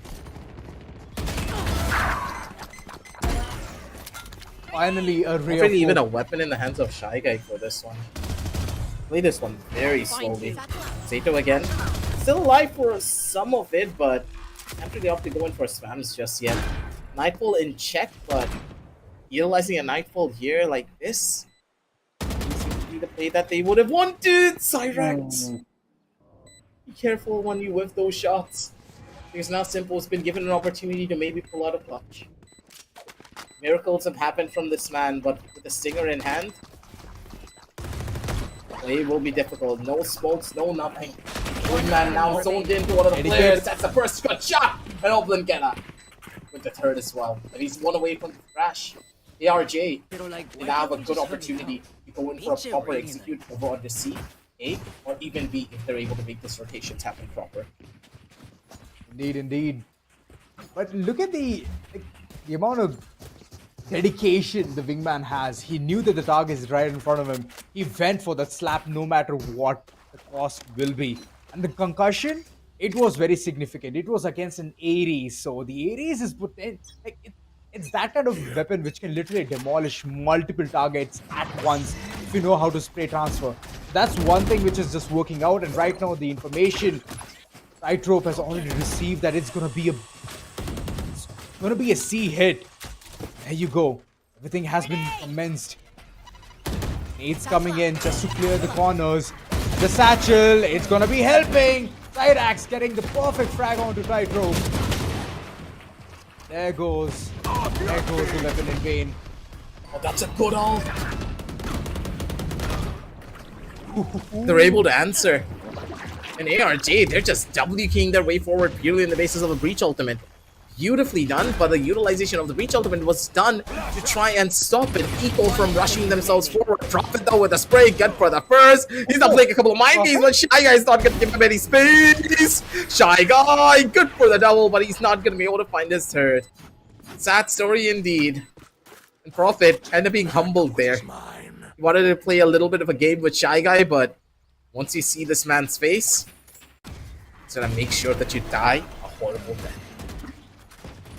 One enemy remaining. Man, he never shies by hitting his shot, man. Look at him. My god. Those taps were just crisp. Prophet just made a mistake of giving him one good chance, you know. 2 weapons were down in that particular round, Careful and currently a timeout Right just for the there. attackers to make things right. All about the synchronization. ARJ. Oh, they want to get back into the game so desperately, but the moves that they're implementing at this point. I mean, the previous one, the weaponry was not that great of LTE. That's the sole reason they could go ahead. But here's one thing that LTE was very happy about the previous round. The Rolling Thunder being utilized, right? Careful there. I mean, the next one, when they have the buy, they can easily go ahead and make things right for them and hit the double digit. Absolutely. More opportunities at the end of the day to prove themselves even more here. 79 on the scorecard, yes, but overall, Now. I'd say that LTE, we still need to sweat a little bit here. The defensive side has not been looking that good, purely on the basis of the Cypher. The setups being given by Tightrope have been looking a little bit faulty. Thrash being utilized though towards the B side to get a free entry in. Not really being able to find the earliest kill just yet, and Black being able to find 2. You gotta love it when you see it. A beautiful concussive blast being able to catch out one. Simple does get shut down by Prophet though over on the opposite side, so they do have a little bit of an opening, but Prophet's in position. No, the flash is good, but he does get caught out by the Prowler. Completely blinded out at Tightrope with the double, coming in through the rotating doors with Zato with the last. You just make one mistake, and LT is out there just to go ahead and capitalize that mistake. They do it so well. And the previous one, he knew, Black knew Goes here. where the entire player was. And after that, it was just about time. Gecko was just absolutely demolished that corner. That's one thing, right? Like, the moment you know where the enemy is going to be there, once you have that read and you go ahead, commit to that particular utility, I mean, it's just free B coming in.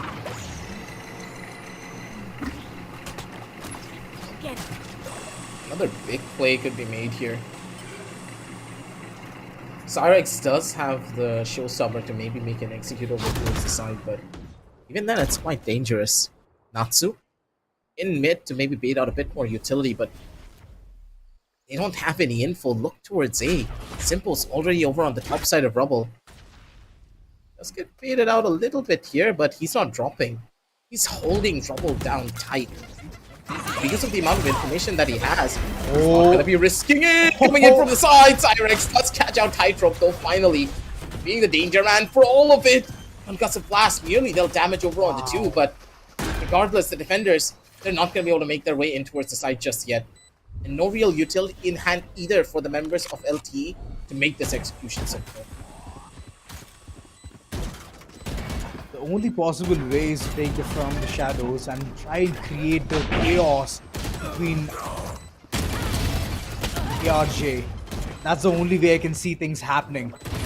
Currently, the man count advantage is there for the Cons of ARJ, and they just want to go ahead and make things perfect. 4 frags for Cyrax, but ultimately he has to stop. Enemy remaining. There is one player playing towards the rubble, and the other one is going to be swinging way too close. Natsu being the man, closing it up with a 8-1 on board from the corners of ARJ. Work is still not done yet. The lead It's still not there for the corners of ARJ and LTE. Even though they're making some mistakes here, they're able to capitalize in the next following round. So, for them, it's no worries. There. Just imagine if Zato went in for a spray transfer there. That could have been so sublime. 8-10 though. It's ARJ. They did lose out on a good chunk of their members, so overall LTE, they're still looking a little bit pretty here. Simple does have the ultimate now online. The Omen being completely baited out. I don't think they have spotted him out, but Shy Guy's positioning is still very much known. They have no idea what's waiting for them on the opposite end. The spray comes in from the sides, and Tightrope comes in for the big save too. They do have the trades, and they have guns in their arsenal too. 2 guns towards mid, and Simple with a big ultimate. He needs to make sure he stays alive as long as he lives. That's gonna be perfect for him. Cyrex in the corner. One in the back too. Look at where Tightrope's positioning is. I don't think they know exactly where Tightrope is. As long as Tightrope stays very much alive here, he needs to find 1 kill. He's gonna be able to get in with the stun coming in from Black. Chaos. Setup's good, and now they're going in for the full rotation. 1 on the left. Tightrope. He's playing the mind game, and he finds the headshot too. The man's movement is just incredible. He cannot miss. The mind games that he plays is fitting for the cipher that he utilizes. I mean, I could sense the panic coming in from the corners of Valorant. The moment he heard the doors open, he's like, okay, I'm done for. I need to peek here. I have to peek even the main as well. Oh my god, 2 angles, what's going on? And then later on, the silver lining was Tightrope's mind games. My god, this guy's built different, man. On a next level that nobody can even compete at this point. Went ahead, unknown, unchecked, got the 3rd frag there towards A main itself, and then later on just capitalizing onto that door. My. What can I say? He's literally left the enemies in tatters. Look at them, not even having a perfect weapon in their hands. It's just mere pistols. They're going on eco at this point.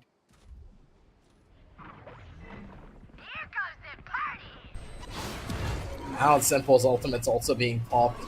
He's trying to stop him from going in, doing something big here. Nightfall being invested. That's a good amount of information already.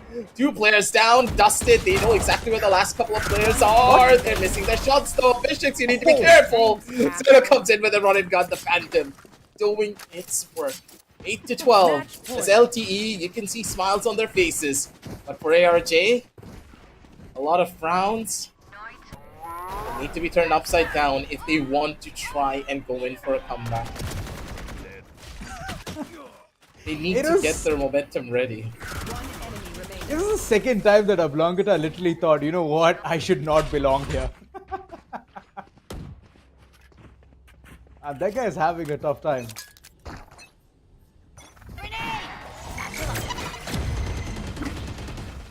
Ooh. Unnoticed. Cyrax, but still he has gotten the frag. Timpo sadly has to depart. Gonna be a next round for him. Currently it seems like ARJ, they're on redemption. They want this particular round onto their name. And they're moving towards side A. Mid is also being contested at the same time. Oh, this can be big. Black is waiting for the right opportunity.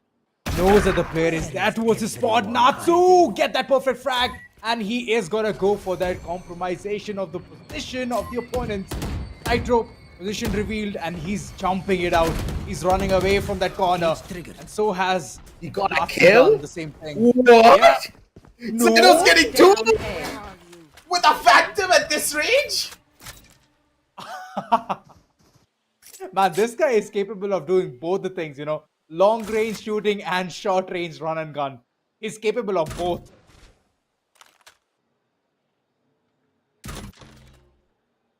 How are we down on a 2 versus 3 situation when we started as a 4v5? Everything was This falling doesn't right make for the any corners of sense. ARJ. Yeah, indeed. Thanks. Last player standing. Ooh, No! okay, No! wrong. Not this!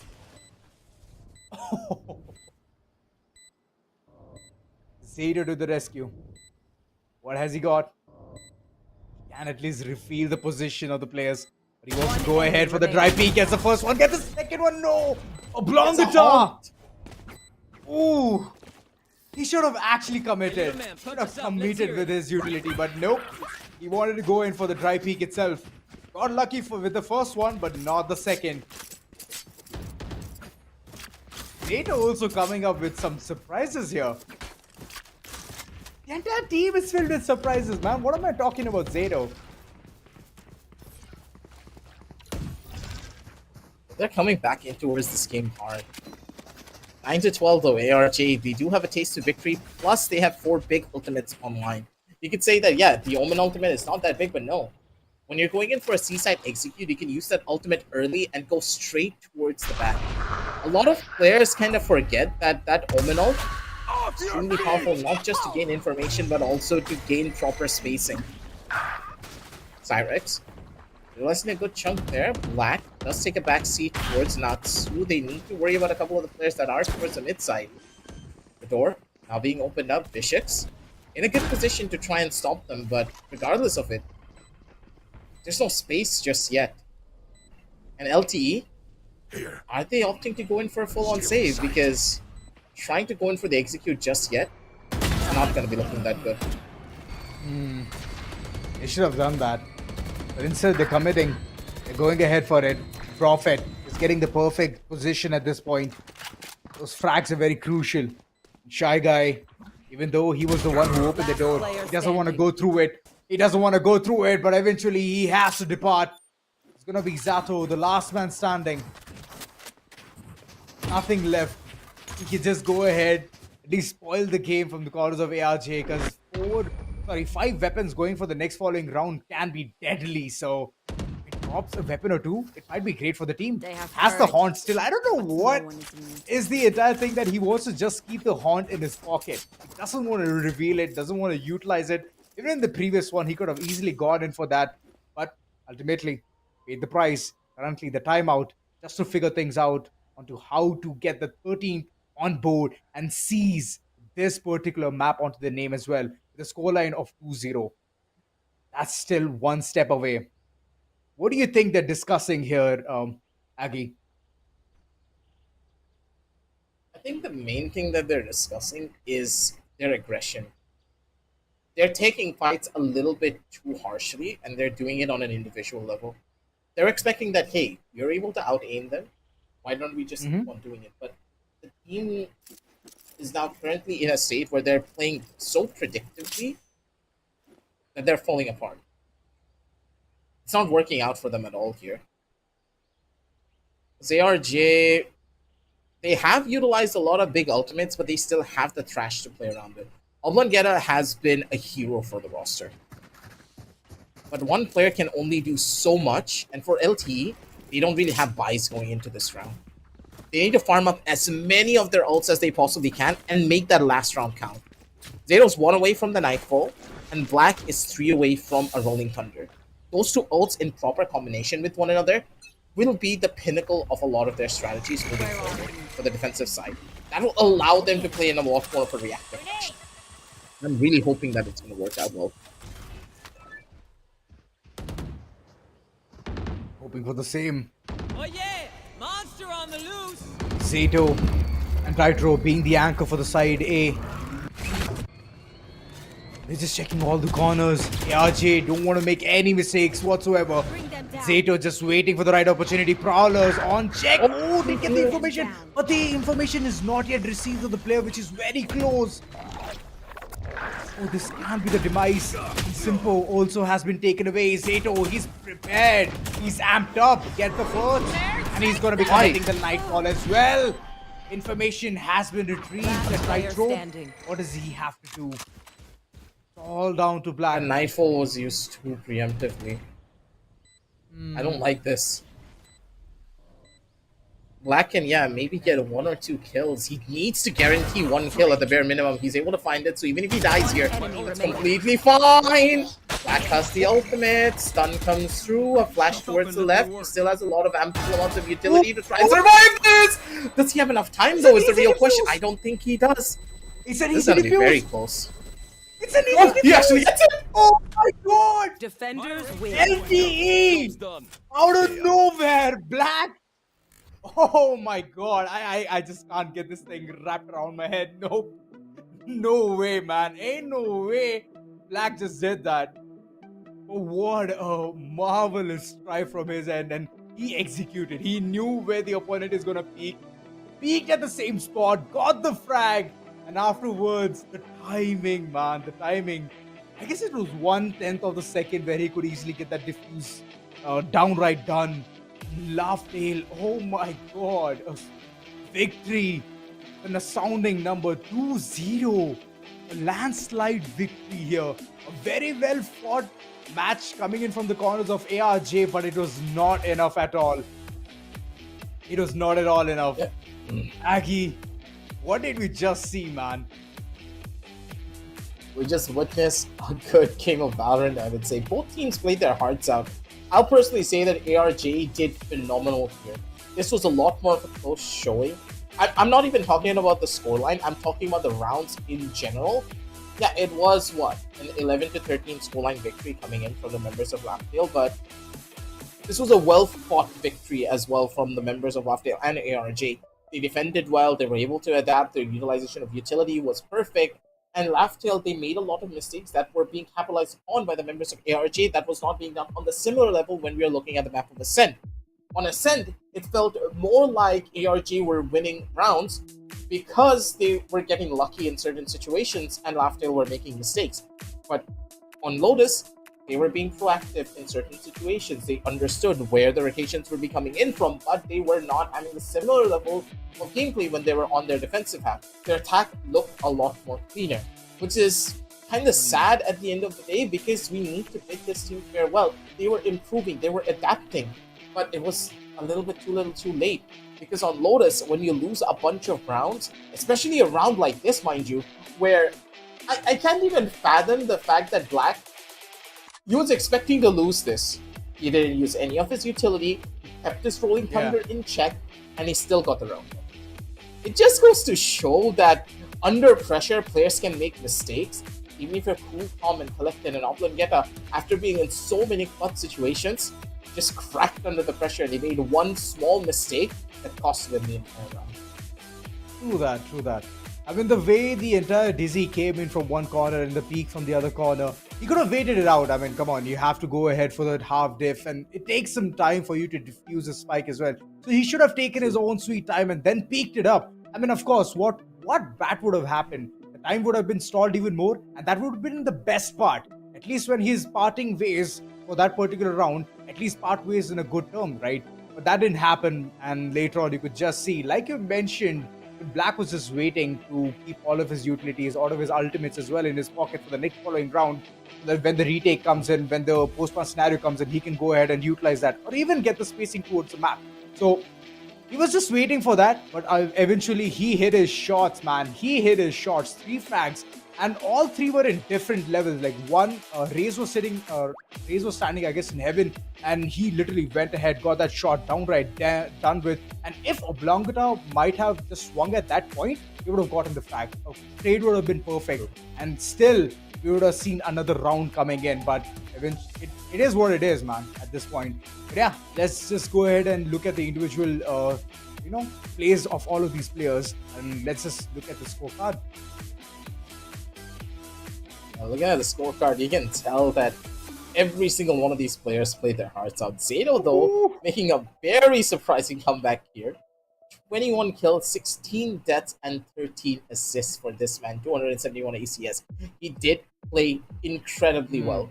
But don't forget, it's an ACS rating. That's why he is the series MVP. He is the match MVP for this one. But look at Tightrope on the opposite side of the spectrum. The man's got 23 kills. He had 31 on the first game. On the second game, he has 23. So he is guaranteed the series MVP. But Cyrex, he deserves a round of applause. This dude has been through a lot. He has single-handedly turned a lot of rounds around for his team, and then lost out on a bunch too in the process.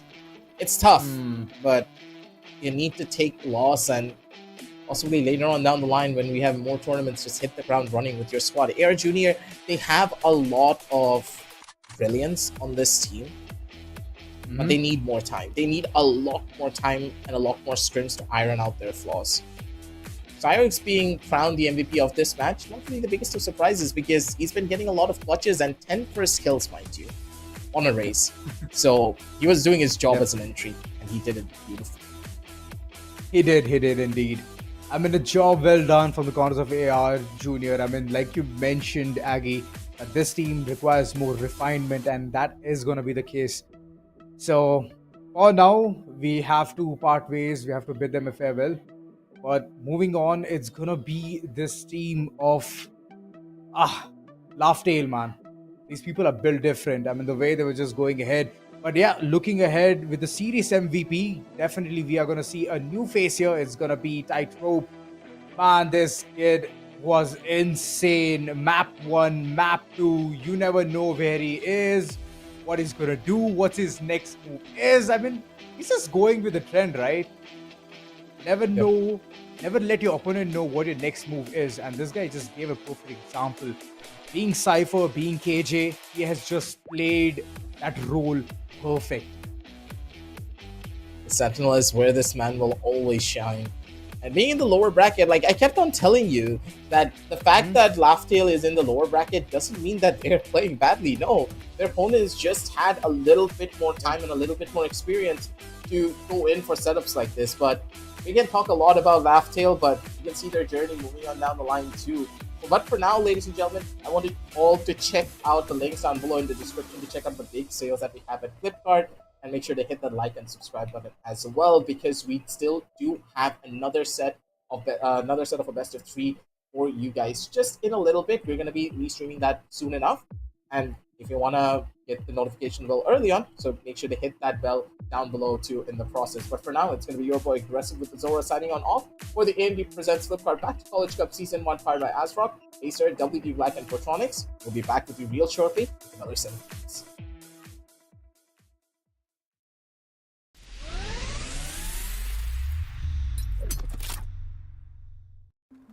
Want a curved screen, high refresh rate gaming, and don't want to compromise? Well, the ASRock Phantom Gaming 27-inch 240Hz curved monitor is here to deliver. In the box, we've got our power cable, HDMI and DisplayPort cables, and a rugged stand. And finally, the ASRock Phantom Gaming monitor with an impressive 27-inch curved 1500R VA display.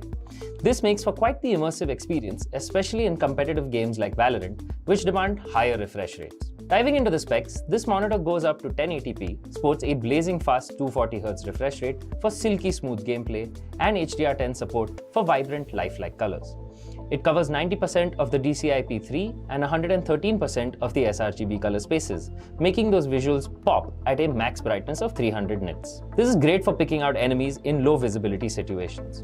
It's got a rapid 1 millisecond response time with MPRT mode to keep motion blur in check for perfect aim, and dual 2-watt speakers built right in just in case you don't have your headphones on you. For connectivity, this monitor is equipped with 2 HDMI 2.0 ports, 1 DisplayPort 1.2, and a headphone jack. The stand is solid with swivel and tilt adjustments, but there is no height adjustment. However, it does support VESA mounting if you want to customize your setup. The monitor also supports ASRock's low blue light technology, so those long rank up sessions are a little easier on your eyes. Additionally, FreeSync Premium is also present on this monitor, preventing screen tearing at unstable frame rates. Overall, this monitor does exactly what it says on the box. Super fast, high refresh rate gaming for titles like Valorant to give you the competitive edge you need.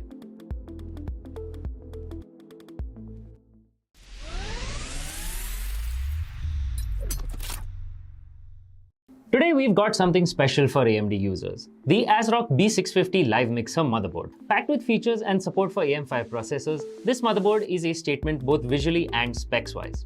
As an AM5 board, the ASRock B650 Live Mixer supports both AMD Ryzen 8000 and 7000 series processors and will continue to support all AMD CPUs until 2026. Whether you're upgrading or building a new rig, this motherboard has you covered. Power delivery is robust with a 14+2+1 phase power design, ensuring stable and efficient power distribution. For memory, it sports 4 DDR5 DIMM slots with support for 6400+ MHz speeds when overclocked. Expandability is key in any build, and the B650 Live Mixer shines with 3 PCIe 4.0x16 slots and an M.2 key E slot for Wi-Fi modules. Rear I/O is great with an HDMI and DisplayPort connector, 14 USB ports, out of which you get one 3.2 Gen 2 Type A port, and a 3.2 Gen 2x2 Type-C port. Those with blazing fast internet will be happy to see a 2.5 gigabit Ethernet port at the back. For audiophiles, it features 7.1 channel HD audio with the Realtek ALC897 audio codec and Nahimic audio enhancement. Whether gaming or watching movies, you can expect immersive audio quality. Storage solutions are top-notch with one blazing fast PCIe Gen 5x4 M.2 slot and two PCIe Gen 4x4 M.2 slots. Additionally, it also has two SATA 3 connectors for additional hard drives or SSDs. All in all, the ASRock B650 Live Mixer motherboard is loaded with features that make it a formidable foundation for any high-end PC. Whether you're a gamer, a content creator, or just looking for a powerful system, this motherboard checks all the boxes.